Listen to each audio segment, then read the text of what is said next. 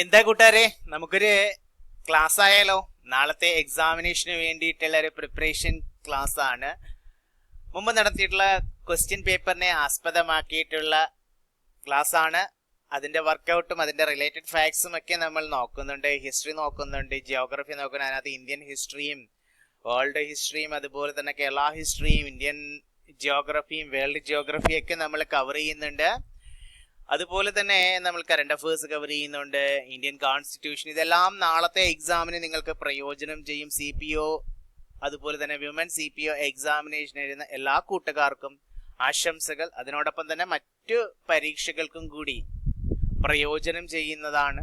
അതുകൂട്ടി എല്ലാവർക്കും കാണാൻ പറ്റും. ഓക്കെ, നമുക്ക് എന്തായാലും ക്ലാസ്സിലേക്ക് പോകാം. ആദ്യത്തെ ക്വസ്റ്റ്യൻ എന്ന് പറയുന്നത് നമുക്കറിയാം, 1857 കലാപം എന്ന് പറയുന്നത് വളരെ ഇമ്പോർട്ടൻ്റ് ആയിട്ടുള്ള ഒന്നാണ്. 1857 കലാപം. 1857 കലാപം.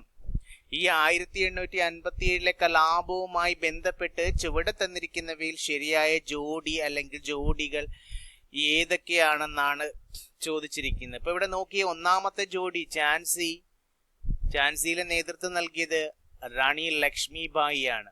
കാൺപൂരിലെ നേതൃത്വം നൽകിയത് നാനാ സാഹിബാണ്. ഡൽഹിയിലെ ഭക്ത് ഖാൻ. ഇതിനകത്ത് ഈ തന്നിരിക്കുന്ന 3 ജോഡികളും ശരിയായ ജോഡികളാണ്. നിങ്ങൾ കാണുമ്പോൾ തന്നെ അറിയാം, 1857 കലാപവുമായി ബന്ധപ്പെട്ട് ഝാൻസിയില് നേതൃത്വം നൽകിയത് റാണി ലക്ഷ്മിബായി ആണ്. അതുപോലെ തന്നെ കാൺപൂരിലെ നാനാ സാഹിബും ഡൽഹിയിലെ ഭക്ത് ഖാനും.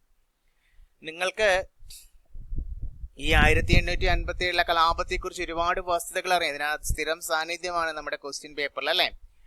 1857 വിപ്ലവം ഇന്ത്യയുടെ ചരിത്രത്തിൽ ബ്രിട്ടീഷ് ഈസ്റ്റ് ഇന്ത്യ കമ്പനിയുടെ ഭരണത്തിനെതിരെ നടന്ന ഏറ്റവും വലിയ സായുധ പ്രക്ഷോഭമാണ് 1857 കലാപം എന്ന് പറയുന്നത്. ഇന്ത്യയുടെ ചരിത്രത്തിൽ ബ്രിട്ടീഷ് ഈസ്റ്റ് ഇന്ത്യ കമ്പനിയുടെ ഭരണത്തിനെതിരെ നടന്ന ഏറ്റവും വലിയ സായുധ പ്രക്ഷോഭമാണ് 1857 കലാപം എന്ന് പറയുന്നത്. നമുക്കറിയാം, വിനായക് ദാമോദർ സവർക്കർ, ഈ വിനായക് ദാമോദർ VD സവർക്കർ, ഈ VD സവർക്കറിനെ പോലെയുള്ള ഇന്ത്യൻ ചരിത്രകാരന്മാർ ഇതിനെ വിശേഷിപ്പിച്ചത്, 1857 കലാപത്തെ വിശേഷിപ്പിച്ചത് ഇന്ത്യയുടെ ഒന്നാം സ്വാതന്ത്ര്യ സമരം എന്നാണ്. ഓർത്തിരിക്കണം. അതുപോലെ തന്നെ ബ്രിട്ടീഷുകാർ വിളിച്ചത് സിപ്പോയി മ്യൂട്ടിനി എന്നാണ്, അല്ലെ? ശിപായി ലഹള എന്നാണ് ഒന്നാം സ്വാതന്ത്ര്യ സമരത്തെ, 1857 ഒന്നാം സ്വാതന്ത്ര്യ സമരത്തെ കലാപത്തെ വിശേഷിപ്പിച്ചത്. ഈ വിപ്ലവത്തിന്റെ 1857 ഒന്നാം സ്വാതന്ത്ര്യ സമരത്തിന്റെ അല്ലെങ്കിൽ കലാപത്തിന്റെ പ്രതീകങ്ങൾ എന്താണെന്ന് ചോദിച്ചു കഴിഞ്ഞാൽ താമരയും ചപ്പാത്തിയുമായിരുന്നു 1857 കലാപത്തിന്റെ പ്രതീകങ്ങൾ എന്ന് പറയുന്നത്. എന്തായിരുന്നു 1857 കലാപം പെട്ടെന്ന് പൊട്ടിപ്പുറപ്പെടാനുണ്ടായ കാരണം? ഉടനടിയുള്ള കാരണം, ബ്രിട്ടീഷ് സൈന്യത്തിന് പുതുതായി കൊണ്ടുവന്ന എൻഫീൽഡ് റൈഫിളുകളിൽ ഉപയോഗിച്ച വെടിയുണ്ടകളിൽ പശുവിന്റെയും പന്നിയുടെയും കൊഴുപ്പ് അടങ്ങിയിട്ടുണ്ടെന്ന വാർത്ത പരന്നതാണ് 1857 വിപ്ലവത്തിന് ഉടനടി ഉണ്ടായ കാരണം.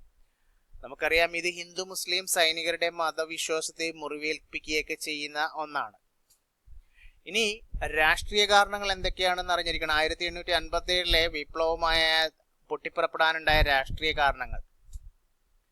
ഒന്ന്, ഡോക്ട്രിൻ ഓഫ് ലാപ്സ് ആണ്, ഇമ്പോർട്ടന്റ് ആണ്. ദത്തവകാശ നിരോധന നയം. ഡെലൗസി പ്രഭു ആണ് എക്സാമിന് ചോദിക്കാറുണ്ട്.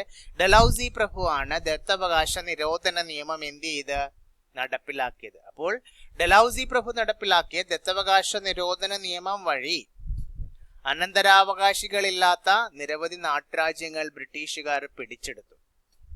അങ്ങനെ പിടിച്ചെടുത്തതായിരുന്നു സത്താറയും ഝാൻസിയും നാഗ്പൂറും. ഓർത്തിരിക്കണം, ദത്തവകാശ നിരോധന നിയമപ്രകാരം അല്ലെ ഡോക്ട്രിൻ ഓഫ് ലാപ്സ് പ്രകാരം ബ്രിട്ടീഷുകാർ പിടിച്ചെടുത്ത നാട്ടുരാജ്യങ്ങൾക്ക് ഉദാഹരണമാണ് സത്താറയും ഝാൻസിയും നാഗ്പൂർ. അപ്പൊ ഈ ദത്തവകാശ നിരോധന നിയമം ഒരു രാഷ്ട്രീയ കാരണമാണ് 1857 വിപ്ലവം പൊട്ടിപ്പുറപ്പെടാനുള്ള കാരണം. അതുപോലെ തന്നെ സാമ്പത്തിക ചൂഷണം, കർഷകരെ അമിത നികുതി ചുമത്തി ദ്രോഹിച്ചതും പരമ്പരാഗത വ്യവസായങ്ങൾ തകർത്തതും ജനങ്ങൾ വലിയ അസംതൃപ്തിയൊക്കെ ബ്രിട്ടീഷുകാരോട് ഉണ്ടാക്കി. അതുപോലെ തന്നെ സൈനിക വിവേചനം കാണിച്ചത്, ഇന്ത്യൻ ശിപായിമാർക്ക് ബ്രിട്ടീഷ് സൈനികരെക്കാൾ കുറഞ്ഞ ശമ്പളവും മോശം പെരുമാറ്റവും ഒക്കെയാണ് ലഭിച്ചിരുന്നത്. കൂടാതെ അവർക്ക് ഉയർന്ന പദവികളിലേക്ക് സ്ഥാനക്കയറ്റമൊക്കെ നിഷേധിക്കപ്പെട്ടു. ഇതും 1857 കലാപം പൊട്ടിപ്പുറപ്പെടാനുണ്ടായ കാരണമാണ്. ഈ വിപ്ലവത്തിന്റെ തുടക്കം എന്ന് പറയുന്നത് ഓർത്തിരിക്കണം 1857 മാർച്ച് 29. ഇമ്പോർട്ടന്റ് ആണ്. 1857 മാർച്ച് 29 ബംഗാളിലെ ബാരക്പൂരിൽ വെച്ച് മംഗൾ പാണ്ഡെ എന്ന സൈനികൻ എന്ത് ചെയ്തു? കൊഴുപ്പ് പുരട്ടിയ വെടിയുണ്ടകൾ ഉപയോഗിക്കാൻ വിസമ്മതിക്കുകയും ബ്രിട്ടീഷ് ഉദ്യോഗസ്ഥന് നേരെ വെടിയുതിർക്കുകയും ചെയ്ത ആരാണ്? മംഗൾ പാണ്ഡെയാണ്. എവിടെ വെച്ചിട്ടാണ്? 1857 മാർച്ച് 29 ബംഗാളിലെ ബാരക്പൂരിൽ. അങ്ങനെ 1857 ഏപ്രിൽ 8 എന്ത് ചെയ്യുന്നുണ്ട്? മംഗൾ പാണ്ഡെ തൂക്കിലേറ്റുന്നുണ്ട്. ഇതാണ് വിപ്ലവത്തിന്റെ ആദ്യത്തെ വെടിപൊട്ടലിന് തന്നെ കാരണമായത്. എന്നാൽ ഓർത്തിരിക്കണം, ഔദ്യോഗികമായി 1857 കലാപം ആരംഭിച്ചത് 1857 മെയ് 10 മീററ്റിൽ നിന്നാണ്. അവിടെയുള്ള സൈനികർ കൂട്ടമായി ലഹള മുതൽ കൂട്ടുകയും അതുപോലെ തന്നെ ഡൽഹിയിലേക്ക് മാർച്ച് ചെയ്യുകയൊക്കെ ചെയ്തു. അതുപോലെ ഇമ്പോർട്ടന്റ് ആണ്, എക്സാമിന് ചോദിക്കാറുണ്ട്. അവർ അവസാനത്തെ മുഗൾ ചക്രവർത്തിയായ ബഹദൂർ ഷാ സഫർ എന്ന വ്യക്തിയാണ് ബഹദൂർ ഷാ രണ്ടാമൻ. ബഹദൂർ ഷാ സഫറിനെ ഇന്ത്യയുടെ ചക്രവർത്തിയായി പ്രഖ്യാപിക്കുകയൊക്കെ ചെയ്തു. അപ്പോൾ ഓർത്തിരിക്കണം, നമ്മളിവിടെ ഝാൻസിയിലെ റാണി ലക്ഷ്മിബായും കാൺപൂരിലെ നാനാ സാഹിബും ഡൽഹിയിലെ ഭക്ത് ഖാനുമാണ് 1857 കലാപവുമായി ബന്ധപ്പെട്ട് നേതൃത്വം നൽകിയത്. ഇനിയും നമ്മൾ അറിഞ്ഞിരിക്കേണ്ടതുണ്ട്. ഡൽഹിയിൽ ജനറൽ ഭക്ത് ഖാനും ബഹദൂർ ഷാ സഫർ അല്ലെങ്കിൽ ജനറൽ ഭക്ത് ഖാനുമാണ് ഡൽഹിയിൽ നേതൃത്വം നൽകിയത്. ഇവിടെ ഭക്ത് ഖാൻ തന്നിട്ടുണ്ട് അല്ലെ.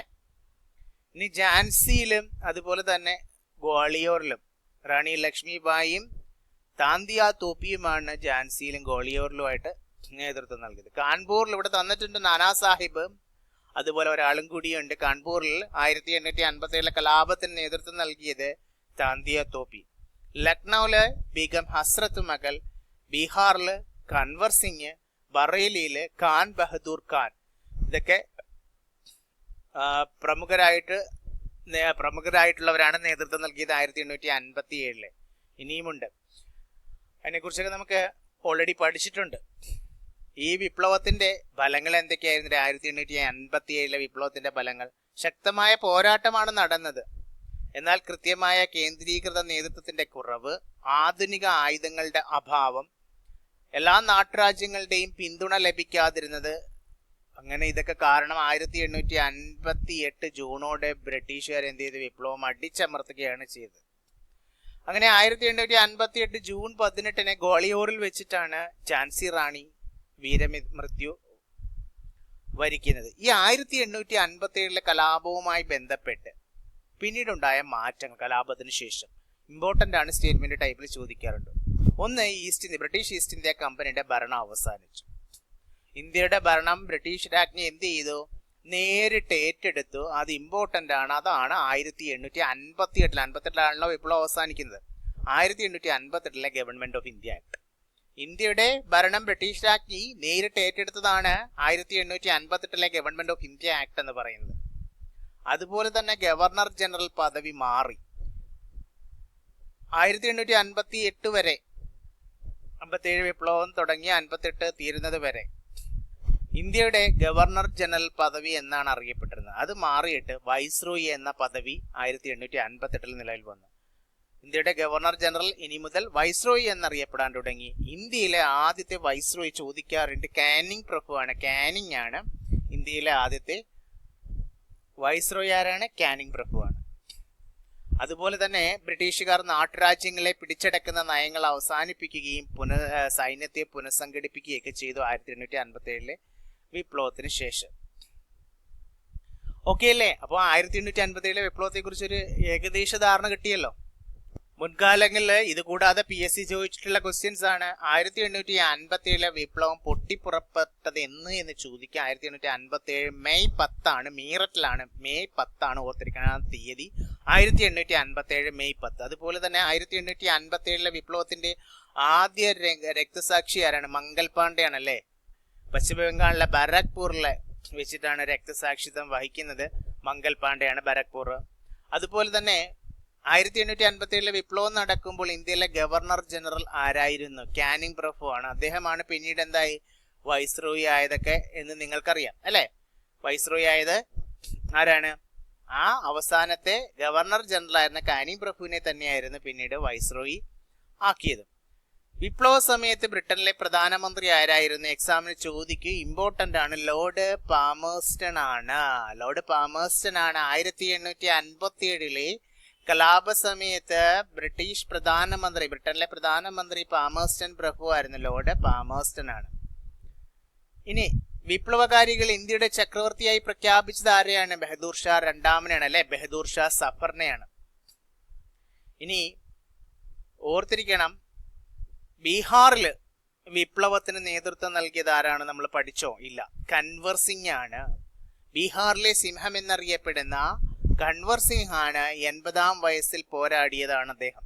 അതുകൊണ്ടാണ് അദ്ദേഹത്തെ ബീഹാറിലെ സിംഹം എന്നറിയപ്പെടുന്ന കൻവർ സിംഗ് ആണ് ബീഹാറിൽ നേതൃത്വം നൽകിയത്.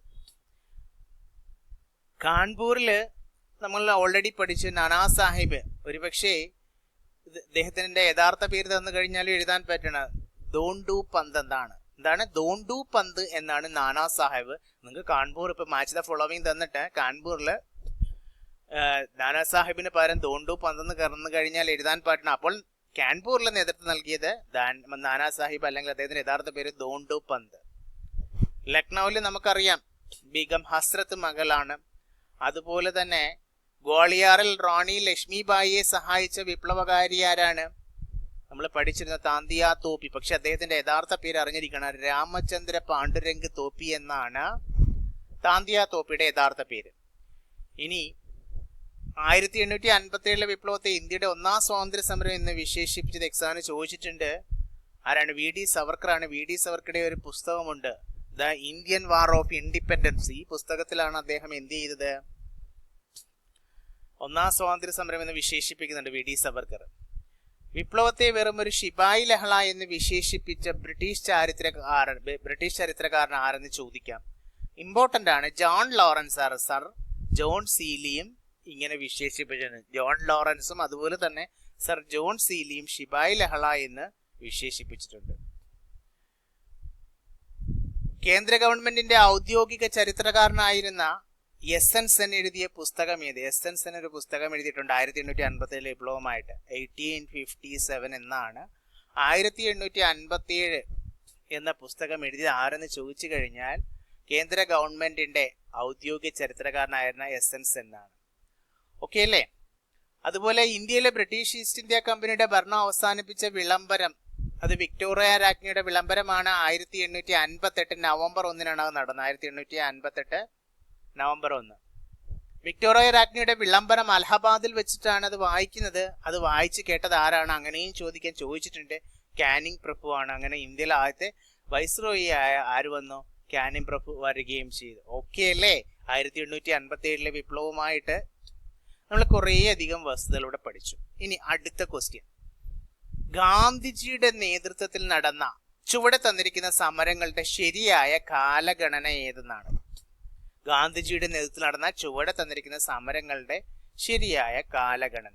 ആദ്യത്തേത് ഏത്, രണ്ടാമത്തേത് ഏത്, മൂന്നാമത്തേത് ഏത് എന്നുള്ളത്. അപ്പൊ 3 എണ്ണമാണ് തന്നിരിക്കുന്നത്. നമുക്കറിയാം ചമ്പാരൻ സമരമാണ് ആദ്യം നടന്നത് അല്ലെ, ഈ തന്നിരിക്കുന്നതിൽ. രണ്ടാമത് അഹമ്മദാബാദ് മിൽ സമരം. മൂന്നാമത് റൗലത്ത് നിയമ വിരുദ്ധ സമരം. അപ്പോൾ ചമ്പാരൻ സമരം, അതുപോലെ തന്നെ അഹമ്മദാബാദ് മിൽ സമരം, റൗലത്ത് നിയമവിരുദ്ധ സമരം, ഇതിനെ കുറിച്ചൊക്കെ നമ്മൾ ഒരുപാട് ക്ലാസ്സുകളിലൂടെ പഠിച്ചിട്ടുള്ളതാണ്. ഈ ചമ്പാരൻ സമരത്തിന്റെ പ്രത്യേകത എന്താണ്? 1917 വർഷം കൂടെ അറിഞ്ഞിരിക്കുന്നത്. 1917 നടന്നതെന്ന്. ഗാന്ധിജി ഇന്ത്യയിൽ നയിച്ച ആദ്യത്തെ സത്യാഗ്രഹ സമരമാണ് ഇത്, ചമ്പാരൻ സമരം. ബീഹാറിലെ ചമ്പാരൻ ജില്ലയിലെ കർഷകരെ ബ്രിട്ടീഷ് തോട്ടം ഉടമകൾ ചൂഷണം ചെയ്തതിനെതിരെ നടന്ന സമരമാണ് ചമ്പാരൻ സമരം എന്ന് പറയുന്നത്. ഈ സമരത്തിന്റെ വിജയമാണ് പിന്നീട് ഗാന്ധിജിയെ ഇന്ത്യൻ സ്വാതന്ത്ര്യ സമരത്തിന്റെ മുൻനിരയിലേക്ക് ഉയർത്തിയ സമരം. അദ്ദേഹം നടത്തിയ ആദ്യത്തെ സത്യാഗ്രഹ സമരമായ ചമ്പാരൻ സമരമാണ്. ഈ ചമ്പാരൻ സമരത്തിന്റെ കാരണങ്ങൾ എന്തൊക്കെയാണ്? നമുക്കറിയാം, തീൻഗതിയാ സമ്പ്രദായം. ഓർത്തിരിക്കണം, തീൻഗതിയാ സമ്പ്രദായം. കർഷകർ അവരുടെ ആകെ കൃഷിഭൂമിയുടെ 3 ഭാഗത്ത് നിർബന്ധമായും നീല അമരി കൃഷി ചെയ്യണമെന്ന് ബ്രിട്ടീഷുകാർ നിയമം നിർമ്മിച്ചതാണ് തീൻഗതിയ സമ്പ്രദായം. അതുപോലെ തന്നെ സാമ്പത്തിക നഷ്ടം, കൃത്രിമ നീലം ജർമ്മനി വികസിപ്പിച്ചു. ആ സമയത്ത് വികസിപ്പിച്ചതോടെ, ആരാണ് വികസിപ്പിച്ചതെന്ന് ചോദിക്കാം, ജർമ്മനിയാണ്. ജർമ്മനി വികസിപ്പിച്ചതോടെ സിന്തറ്റിക് ഡൈ ആണ് ഇത്. ചായം എന്ന് പറയുന്ന ഈ നീലം എന്ന് പറയുന്ന തുണികൾ മുക്കാനായിട്ട്, ചായം മുക്കാനായിട്ട് ഉപയോഗിച്ചിരുന്നതാണ്. അപ്പോൾ ജർമ്മനി സിന്തറ്റിക് ഡൈ വികസിപ്പിച്ചതോടെ നീലത്തിന്റെ വിപണി തകരുകയും, എന്നിട്ടും ബ്രിട്ടീഷുകാർ എന്ത് ചെയ്തു? കർഷകരിൽ നിന്ന് കനത്ത നികുതി, നഷ്ടപരിഹാരമൊക്കെ ഈടാക്കാനായിട്ട് ശ്രമിച്ചു. എങ്ങനെയാണ് ഗാന്ധിജി ഈ ചമ്പാരൻ സമരത്തിൽ 1917 എത്തപ്പെടുന്ന ചമ്പാരൻ സമരത്തില്? അതിന് കാരണക്കാരനായ നേതാവിന്റെ പേര് അറിഞ്ഞിരിക്കണം. രാജ്കുമാർ ശുക്ല എന്നാണ്. എക്സാമിന് ചോദിക്കാം. ചമ്പാരനിലെ കർഷകരുടെ ദുരിതങ്ങൾ കണ്ട് ഗാന്ധിജിയെ അവിടേക്ക് ക്ഷണിച്ചത് അവിടുത്തെ പ്രാദേശിക കർഷക നേതാവായ രാജ്കുമാർ ശുക്ലയാണ്. 1916 കോൺഗ്രസിന്റെ ലക്നൗ സമ്മേളനം നടക്കുന്നുണ്ട്. 1916 കോൺഗ്രസ് ലക്നൗ സമ്മേളനത്തിൽ വെച്ചാണ് ഈ രാജ്കുമാർ ശുക്ല എന്ത് ചെയ്തത്? ഗാന്ധിജിയെ ചമ്പാരനിലേക്ക് ക്ഷണിക്കുന്നത്. അപ്പോൾ ഗാന്ധിജിയോടൊപ്പം ചമ്പാരൻ സത്യാഗ്രഹത്തിൽ പങ്കെടുത്തവർ ആരൊക്കെയാണെന്ന് അറിഞ്ഞിരിക്കുന്നത്? ഡോക്ടർ രാജേന്ദ്ര പ്രസാദ്, ആചാര്യ കൃപലാനി, മസ്ഹറുൽ ഹക്ക്, മഹാദേവ് ദേശായി. ആരൊക്കെയാണ്? ഡോക്ടർ രാജേന്ദ്ര പ്രസാദ്, ആചാര്യ കൃപലാനി, മസ്ഹറുൽ ഹക്ക്, മഹാദേവ് ദേശായി. നമുക്കറിയാം ഈ സമരത്തിന്റെ ഫലം. ഈ സമരം വിജയമായിരുന്നു എന്നൊക്കെ അറിയാം. ഗാന്ധിജിയുടെ സമരത്തെ തുടർന്ന് ബ്രിട്ടീഷ് സർക്കാർ എന്ത് ചെയ്തു? ചമ്പാരൻ അഗ്രേറിയൻ കമ്മിറ്റിയൊക്കെ രൂപീകരിക്കുകയും ഗാന്ധിജിയും ഈ ചമ്പാരൻ അഗ്രേറിയൻ കമ്മിറ്റിയിലൊക്കെ അംഗമായിരുന്നു. അങ്ങനെ ഈ കമ്മിറ്റിയുടെ ശുപാർശ പ്രകാരമാണ് തീൻഗതിയ സമ്പ്രദായം നിർത്തലാക്കുന്നത്. അതുപോലെ തന്നെ കർഷകരിൽ നിന്ന് നിയമവിരുദ്ധമായി പിരിച്ചെടുത്ത പണത്തിന്റെ 25% തിരികെ നൽകാൻ അങ്ങനെ തോട്ടം ഉടമകളൊക്കെ സമ്മതിക്കുകയൊക്കെ ചെയ്തു. അപ്പോൾ ഓർത്തിരിക്കണം, PSCക്ക് മുമ്പ് ചോദിച്ചിട്ടുള്ള ക്വസ്റ്റ്യൻസ്. ഗാന്ധിജി ഇന്ത്യയിൽ നടത്തിയ ആദ്യ സത്യാഗ്രഹം 1917 ചമ്പാരൻ സത്യാഗ്രഹമാണ്. അതേപോലെ തന്നെ ചമ്പാരൻ സത്യാഗ്രഹത്തിന് കാരണമായ കൃഷി ഏതാണ്? ഇൻഡിഗോ കൃഷിയാണ്, അതായത് നീല അമരി കൃഷിയാണ്. തീൻഗതിയ സമ്പ്രദായം ഏത് സമരവുമായി ബന്ധപ്പെട്ടിരിക്കുന്നു എന്ന് ചോദിച്ചിട്ടുണ്ട്. ചമ്പാരൻ സമരവുമായിട്ട് ബന്ധപ്പെട്ടതാണ്. ഗാന്ധിജിയെ ചമ്പാരനിലേക്ക് ക്ഷണിച്ച നേതാവാണ് രാജ്കുമാർ ശുക്ല. ചമ്പാരൻ സമരത്തിന്റെ വിജയത്തെ തുടർന്ന്, ഇമ്പോർട്ടന്റ് ആണ്, ചമ്പാരൻ സമരത്തിന്റെ വിജയത്തെ തുടർന്നാണ് ഗാന്ധിജിക്ക് മഹാത്മാ എന്ന പദവി നൽകിയത്. ഈ മഹാത്മാ എന്ന പദവി നൽകിയത് ആരാടെ? രവീന്ദ്രനാഥ ടാഗോർ ആണ്. ഓർത്തിരിക്കണം, ആരാണ്? രവീന്ദ്രനാഥ ടാഗോർ. അപ്പോൾ 1917 ചമ്പാരൻ സമരം. ഇനി നോക്കിയ രണ്ടാമത് നടക്കുന്നത് ഗാന്ധിജിയുടെ നേതൃത്വത്തിൽ നടന്ന രണ്ടാമത്തെ അഹമ്മദാബാദ് മിൽ സമരമാണ്. 1918 അപ്പൊ ആദ്യത്തെ സത്യാഗ്രഹം ചോദിച്ചു കഴിഞ്ഞാൽ ചമ്പാരൻ സമരം, ആദ്യത്തെ നിരാഹാര സമരം ചോദിച്ചു കഴിഞ്ഞാൽ ഗാന്ധിജിയുടെ നേതൃത്വത്തിൽ അഹമ്മദാബാദ് മിൽ സമരമാണ് 1918. ഗുജറാത്തിലെ അഹമ്മദാബാദിൽ തുണിമിൽ തൊഴിലാളികളും മിൽ ഉടമകളും തമ്മിൽ ബോണസിനെ ചൊല്ലിയുണ്ടായ തർക്കമാണ് ഈ സമരത്തിന് കാരണമായെന്ന് അറിയണം. അതായത് ഈ സമരത്തിന്റെ പ്രധാന കാരണങ്ങൾ, ഒന്ന് പ്ലേഗ് ബോണസ് നിർത്തലാക്കലാണ്. 1917 അഹമ്മദാബാദിൽ എന്ത് ചെയ്തു? പ്ലേഗ് പടർന്നു പിടിച്ചപ്പോൾ തൊഴിലാളികളെ നിലനിർത്താനായിട്ട് മില്ലുടമകൾ 75% വരെ പ്ലേഗ് ബോണസ് നൽകിയിരുന്നു. എന്നാൽ പ്ലേഗ് മാറിയതോടെ മില്ലുടമകൾ ഈ ബോണസ് പൂർണ്ണമായി നിർത്തലാക്കാനൊക്കെ തീരുമാനിച്ചു. അതുപോലെ തന്നെ 1-ാം ലോക മഹായുദ്ധം നടന്നുകൊണ്ടിരിക്കുകയാണ്. ഈ 1-ാം ലോക മഹായുദ്ധം കാരണം കടുത്ത വിലക്കയറ്റം അനുഭവപ്പെട്ടതിനാൽ ബോണസ് പൂർണ്ണമായി നിർത്തലാക്കുന്നതിനെ തൊഴിലാളികൾ എതിർക്കുകയൊക്കെ ചെയ്തു. അതുപോലെ തന്നെ വേതന തർക്കം. തൊഴിലാളികള് 50% വേതന വർധനവ് ആവശ്യപ്പെട്ടപ്പോൾ മില്ലുടമകൾ പരമാവധി 20% വർധനവ് മാത്രമേ നൽകൂ എന്നൊക്കെ വാശി പിടിച്ചു. ഇതൊക്കെ കാരണമായി തീർന്നതാണ് അഹമ്മദാബാദ് മിൽ സമരത്തിന്. ഓർത്തിരിക്കണം, ഇമ്പോർട്ടന്റ് ആണ്. അപ്പോഴ് ഈ ഗാന്ധിജി അഹമ്മദാബാദ് മിൽ സമരത്തില് ഇടപെട്ടത് ആരുടെ റിക്വസ്റ്റ് പ്രകാരമാണ്? ഓർത്തിരിക്കണം, അനസൂയ സാരാഭായ് ചോദിച്ചിട്ടുണ്ട്. മറ്റേ രാജ്കുമാർ ശുക്ല നമ്മൾ പഠിച്ചു, ഏതാ? ചമ്പാരൻ സമരത്തിന്റെ അല്ലെ. അപ്പൊ ഇവിടെ അനസൂയ സാരാഭായി ആണ് മിൽ ഉടമകളിൽ ഒരാളായ അംബാലാൽ സാരാഭായിയുടെ സഹോദരിയും സാമൂഹിക പ്രവർത്തകയുമായ അനസൂയ സാരാഭായി ആണ് തൊഴിലാളികൾക്ക് വേണ്ടി ഗാന്ധിജിയോട് ഇടപെടാനായിട്ട് അഭ്യർത്ഥിച്ചത്. അങ്ങനെ ഗാന്ധിജി എന്ത് ചെയ്ത് വിഷയം പഠിച്ച ശേഷം തൊഴിലാളികളോട് സമരം എന്ത് ചെയ്ത് സമാധാനപരമായിട്ട് മുന്നോട്ട് കൊണ്ടുപോകാനും തൊഴിലാളികൾ 50% ആവശ്യപ്പെട്ടത്. 50% പകരം 35% വേതന വർധനവ് ആവശ്യപ്പെടാനൊക്കെ നിർദ്ദേശിക്കുന്നു. അപ്പോൾ സമരം നീണ്ടുപോയപ്പോൾ തൊഴിലാളികളുടെ ആത്മവിശ്വാസം നഷ്ടപ്പെടുമെന്ന് കണ്ടിട്ടാണ് അവരെ പ്രോത്സാഹിപ്പിക്കുന്നതിന്റെ ഭാഗമായിട്ടാണ് ഗാന്ധിജി ഇന്ത്യയിൽ തന്റെ ആദ്യത്തെ നിരാഹാര സമരമാണ്, ആദ്യത്തെ സത്യാഗ്രഹ സമരം ചമ്പാരനാണ്, ഇവിടെ ആദ്യത്തെ നിരാഹാര സമരം അഹമ്മദാബാദ് മിൽ സമരമാണ് 1818. ഓക്കെ ആണല്ലോ. അങ്ങനെ ഈ സമരത്തിന്റെ തുടർച്ചയായി 1920 ഇമ്പോർട്ടന്റ് ആണ്, Gandhiji Ahmedabad textile labour association രൂപീകരിച്ചു. മജൂർ മഹാജൻ സംഘ് എന്ന് ചോദിക്കാം. ഇത് രൂപീകരിച്ചത് ആരാണ്? അഹമ്മദാബാദ് ടെക്സ്റ്റൈൽ ലേബർ അസോസിയേഷൻ രൂപീകരിച്ചത് ഗാന്ധിജിയാണ് 1920. അപ്പോൾ ഗാന്ധിജി ഇന്ത്യയിൽ നടത്തിയ ആദ്യത്തെ നിരാഹാര സമരം അഹമ്മദാബാദ് തുണിമിൽ സമരമാണ്. ക്വസ്റ്റ്യൻ അങ്ങനെ ചോദിച്ചാൽ എഴുതാൻ പറ്റുന്ന സത്യാഗ്രഹ സമരമാണ് ചമ്പാരൻ സമരം 1917. ആദ്യത്തെ നിരാഹാര സമരം ചോദിച്ചു കഴിഞ്ഞാൽ അഹമ്മദാബാദ് തുണിമിൽ സമരമാണ് 1918. അതുപോലെ തന്നെ അഹമ്മദാബാദ് മിൽ സമരത്തിന് കാരണമായ പ്രധാന തർക്കം എന്തായിരുന്നു? പ്ലേഗ് ബോണസ് നിർത്തലാക്കിയതും വേതന വർധനവും. അഹമ്മദാബാദ് മിൽ സമരത്തിൽ തൊഴിലാളികൾക്ക് വേണ്ടി ഇടപെടാൻ ഗാന്ധിജിയെ ക്ഷണിച്ച വനിത ആരാണ്? അനസൂയ സാരാഭായി ആണ്, നിങ്ങൾക്കറിയാം. അടുത്തത്, അഹമ്മദാബാദ് മിൽ സമരത്തിന്റെ ഫലമായി തൊഴിലാളികൾക്ക് എത്ര ശതമാനം വേതന വർധനവാണ് ലഭിച്ചു? 35% ലഭിച്ചു. ഇമ്പോർട്ടന്റ് ആണ്. അടുത്തത്, ഗാന്ധിജിയുടെ നേതൃത്വത്തിൽ അഹമ്മദാബാദ് ടെക്സ്റ്റൈൽ ലേബർ അസോസിയേഷൻ രൂപീകരിച്ച് നമ്മൾ ഓൾറെഡി പഠിച്ചു, 1920. അടുത്തത് റൗലത്ത് നിയമവിരുദ്ധ സമരം അല്ലെ. അപ്പോൾ ഈ റൗലത്ത് സത്യാഗ്രഹം നടന്നതെന്നാണ് 1919, നിങ്ങൾക്കറിയാം.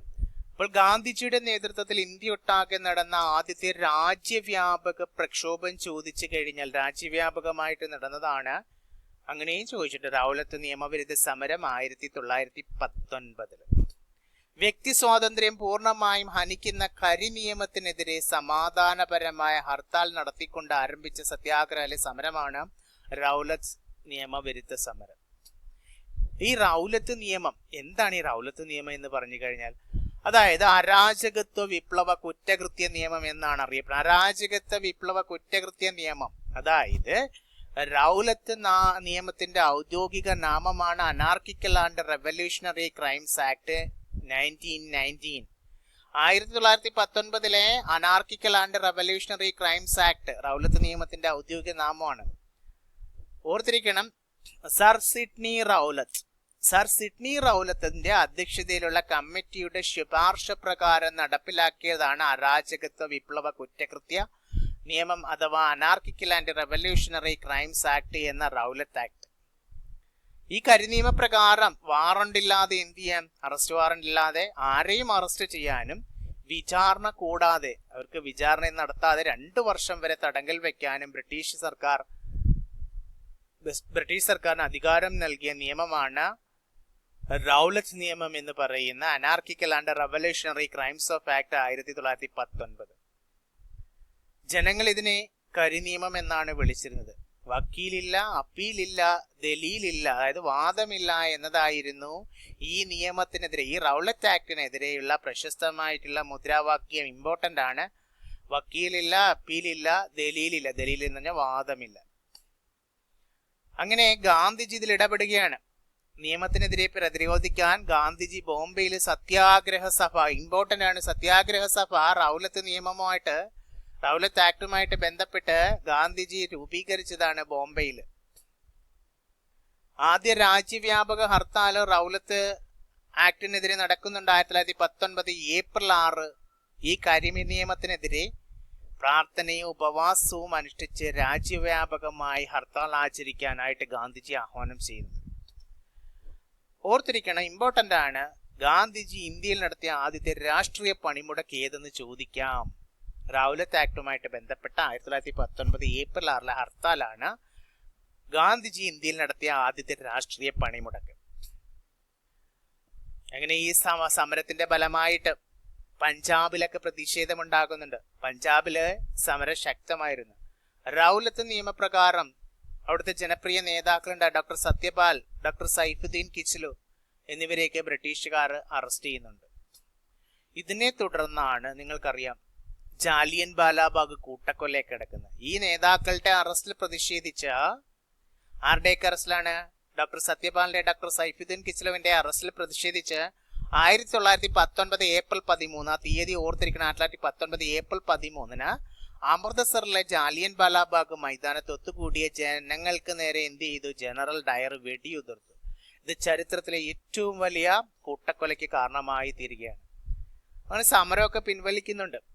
ജാലിയൻ വാലാബാഗ് ദുരന്തത്തെ തുടർന്ന് രാജ്യം വലിയ അക്രമങ്ങളിലേക്കൊക്കെ നീങ്ങി. അങ്ങനെ 1919 ഇമ്പോർട്ടന്റ് ആണ്, ഏപ്രിൽ 18 ഗാന്ധിജി റൗലത്ത് സത്യാഗ്രഹം പിൻവലിക്കുകയും അങ്ങനെ സമരം ആരംഭിച്ചത്, ഇമ്പോർട്ടന്റ് ആണ്, സമരം ആരംഭിച്ചത് താൻ വരുത്തിയ ഒരു ഹിമാലയൻ ബ്ലണ്ടർ, ഹിമാലയൻ അബദ്ധം എന്ന് വിശേഷിപ്പിച്ചത് ഈ റൗലത്ത് ആക്ടിനെതിരെയുള്ള സമരമാണ്. ഓർത്തിരിക്കണം. അപ്പൊ PSC ഇതുമായിട്ട് ബന്ധപ്പെട്ട് ചോദിച്ചിട്ടുണ്ട്. ഗാന്ധിജിയുടെ നേതൃത്വത്തിൽ നടന്ന ആദ്യത്തെ രാജ്യവ്യാപക സമരം റൗലത്ത് സത്യാഗ്രഹമാണ് 1919. റൗലത്ത് നിയമത്തിന്റെ ഔദ്യോഗിക നാമം എന്താണ്? നമ്മൾ ഓൾറെഡി പഠിച്ചു. എന്താണ്? അനാർക്കിക്കൽ ആൻഡ് റെവല്യൂഷണറി ക്രൈംസ് ആക്ട് 1919 അല്ലെ? റൗലത്ത് നിയമത്തിനെതിരെ രാജ്യവ്യാപകമായി ഹർത്താൽ ആചരിച്ചതെന്ന് 1919 ഏപ്രിൽ 6 വക്കീലില്ല, അപ്പീലില്ല, ദലീലില്ല, ഏത് നിയമവുമായി ബന്ധപ്പെട്ടിരിക്കുന്നു ചോദിച്ചിട്ടുണ്ട്. റൗലത്ത് നിയമമാണ്. റൗലത്ത് സമരകാലത്ത് പഞ്ചാബിൽ അറസ്റ്റിലായ പ്രമുഖ നേതാക്കൾ ആരൊക്കെയാണ്? Doctor Saifuddin Kitchlew, doctor Satyapal. ഏത് സമരത്തെയാണ് ഗാന്ധിജി ഹിമാലയൻ അബദ്ധം എന്ന് വിശേഷിപ്പിച്ചത്? റൗലത്ത് സത്യാഗ്രഹത്തെയാണ്. ഓക്കെ അല്ലേ? ഇനി നമുക്ക് അടുത്ത ക്വസ്റ്റ്യനിലേക്ക് പോകണം. നമ്മുടെ ഐക്യരാഷ്ട്രസഭയുമായിട്ട് ബന്ധപ്പെട്ടാണ്, യുണൈറ്റഡ് നേഷനുമായിട്ട് ബന്ധപ്പെട്ടതാണ്. ഐക്യരാഷ്ട്രസഭയുമായി ബന്ധപ്പെട്ട് ചുവടെ നൽകിയിരിക്കുന്ന പ്രസ്താവനകളിൽ ശരിയായ പ്രസ്താവന അല്ലെങ്കിൽ പ്രസ്താവനകൾ ഏതെല്ലാമാണെന്നാണ്. അപ്പൊ ഇവിടെ നോക്കിയ 3 പ്രസ്താവന തന്നെ. സ്ഥിര അംഗങ്ങളും താത്കാലിക അംഗങ്ങളും അടങ്ങിയ ഘടകമാണ് സുരക്ഷാ സമിതി. ശരിയാണല്ലോ, ഐക്യരാഷ്ട്ര സുരക്ഷാ സമിതി എന്ന് പറയുന്നത്. അതിനകത്ത് സ്ഥിര അംഗങ്ങളുമുണ്ട്, താത്കാലിക അംഗങ്ങളുമുണ്ട്. രണ്ടാമത്തെ സ്റ്റേറ്റ്മെന്റ് യുനെസ്കോയുടെ ആസ്ഥാനം ന്യൂയോർക്കും തന്നിട്ടുണ്ട്. അത് തെറ്റാണ്. ജനീവയാണ് ലോകാരോഗ്യ സംഘടനയുടെ ആസ്ഥാനം. അത് ശരിയാണ്. മൂന്നാമത്തെ പ്രസ്താവന. അപ്പൊ 1ഉം 3ഉം പ്രസ്താവനകളാണ് ശരിയായിട്ടുള്ളത്. ഓക്കെ. വേൾഡ് ഹെൽത്ത് ഓർഗനൈസേഷൻ ആണ് ഈ ലോകാരോഗ്യ സംഘടന എന്ന് പറയുന്നത്. ഇതെല്ലാം ഐക്യരാഷ്ട്രസഭയുമായിട്ടൊക്കെ ബന്ധപ്പെട്ടതാണ്. അപ്പോൾ ഐക്യരാഷ്ട്രസഭ എന്നാണ് രൂപീകൃതമായത്? 1945 ഒക്ടോബർ 24 ഈ ഒക്ടോബർ 24 ഐക്യരാഷ്ട്രസഭ സ്ഥാപിതമാകുന്നത്. 1945 ഒക്ടോബർ 24.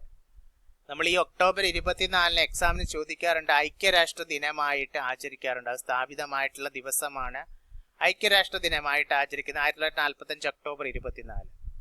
യുണൈറ്റഡ് നേഷൻ അന്താരാഷ്ട്ര സമാധാനവും സുരക്ഷയും നിലനിർത്തുന്നതിനായി രൂപീകരിച്ച ലോകത്തിലെ ഏറ്റവും വലിയ അന്താരാഷ്ട്ര സംഘടനയാണ് യുണൈറ്റഡ് നേഷൻ എന്ന ഐക്യരാഷ്ട്രസഭ അല്ലെ? ഇതെന്നാണ് രൂപീകരിച്ചത്? 2ാം ലോക മഹായുദ്ധത്തിന് ശേഷമാണ് ലോകത്ത് ഇനി ഒരു യുദ്ധമുണ്ടാകാതിരിക്കാൻ വേണ്ടി രൂപീകരിച്ച സംഘടനയാണ് ഐക്യരാഷ്ട്രസഭ എന്ന് പറയുന്നത്. ഇതിന്റെ ആസ്ഥാനം ന്യൂയോർക്കാണ്. ഇവിടെ യുനെസ്കോയുടെ ആസ്ഥാനം എന്നാണ് തന്നിരിക്കുന്നത് അല്ലെ? രണ്ടാമത്തെ സ്റ്റേറ്റ്മെന്റ്. ഐക്യരാഷ്ട്രസഭയുടെ ആസ്ഥാനമാണ് ന്യൂയോർക്ക്. USA മാൻഹട്ടൺ ദ്വീപിലാണിത്. USA മാൻഹട്ടൺ ദ്വീപ് അല്ലെ ന്യൂയോർക്കാണ് ആസ്ഥാനം. ഈ 2 ആസ്ഥാനങ്ങളാണ്, ന്യൂയോർക്ക് അതുപോലെ തന്നെ USA മാൻഹട്ടൺ ദ്വീപ്. ന്യൂയോർക്ക്, USA മാൻഹട്ടൺ ദ്വീപ്. രൂപീകരണ സമയത്ത് ഈ ഐക്യരാഷ്ട്രസഭ രൂപീകരിക്കുന്ന സമയത്ത് 51 രാജ്യങ്ങളാണ് ഒപ്പുവെച്ചത്. ഇന്ത്യ ആ സമയത്ത് സ്ഥാപക അംഗമായിരുന്നു. നിലവിലെ അംഗസംഖ്യ 193 അംഗരാജ്യങ്ങൾ ഐക്യരാഷ്ട്രസഭയിലുണ്ട്.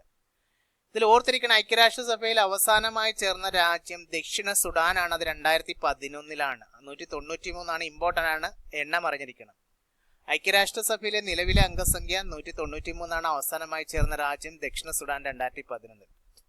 ഇതില് നിരീക്ഷക പദവിയുള്ള രാജ്യങ്ങൾ 1 വത്തിക്കാൻ സിറ്റിയും 2 പലസ്തീനുമാണ് നിരീക്ഷക പദവി ഉള്ള രാജ്യങ്ങൾ ഐക്യരാഷ്ട്രസഭയിൽ.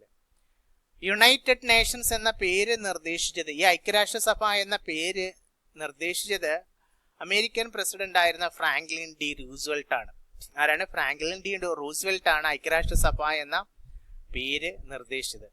ഇമ്പോർട്ടൻ്റ് ആണ്. ഐക്യരാഷ്ട്രസഭയുടെ ഔദ്യോഗിക ഭാഷകളുടെ എണ്ണം എക്സാമിന് ചോദിച്ചിട്ടുണ്ട്. 6 എണ്ണമാണ്, 6 ഭാഷകളാണ്. Arabic, Chinese, English, French, Russian, Spanish. ഏതൊക്കെയാ സ്റ്റേറ്റ്മെന്റിലേക്ക് തരാം. Arabic, Chinese, English, French, Russian, Spanish എന്നിവയാണ് ഐക്യരാഷ്ട്രസഭയുടെ ഔദ്യോഗിക ഭാഷകൾ. അത് 6 എണ്ണമാണ്. അതുപോലെ തന്നെ ഐക്യരാഷ്ട്രസഭയ്ക്ക് 6 പ്രധാന ഘടകങ്ങളുണ്ട്. 6 ഓർഗൻസ് ഉണ്ടെന്ന് പറയും. ഒന്ന് പൊതുസഭയാണ്, ജനറൽ അസംബ്ലി. ലോകത്തിന്റെ പാർലമെന്റ് എന്നാണ് ഐക്യരാഷ്ട്രസഭയുടെ പൊതുസഭയെ, ജനറൽ അസംബ്ലി അറിയപ്പെടുന്നത്. ലോകത്തിന്റെ പാർലമെന്റ് എന്ന് ചോദിച്ചു കഴിഞ്ഞാൽ പൊതുസഭ ഐക്യരാഷ്ട്രസഭയുടെ പൊതുസഭയാണ്. എല്ലാ അംഗരാജ്യങ്ങൾക്കും, നിലവിലെ 193 അംഗരാജ്യങ്ങളുണ്ടെന്ന് പറഞ്ഞല്ലേ, ഇവിടെ തുല്യ വോട്ടവകാശമുണ്ട്.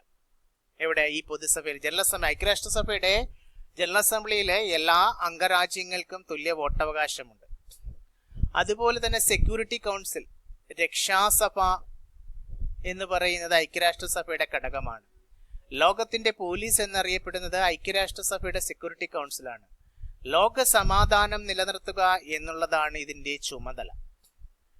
ഈ സെക്യൂരിറ്റി കൗൺസിൽ, ഐക്യരാഷ്ട്രസഭയുടെ സെക്യൂരിറ്റി കൗൺസിലിൽ ആകെ 15 അംഗങ്ങളാണുള്ളത്. 5 സ്ഥിര അംഗങ്ങളും 10 താത്കാലിക അംഗങ്ങളും.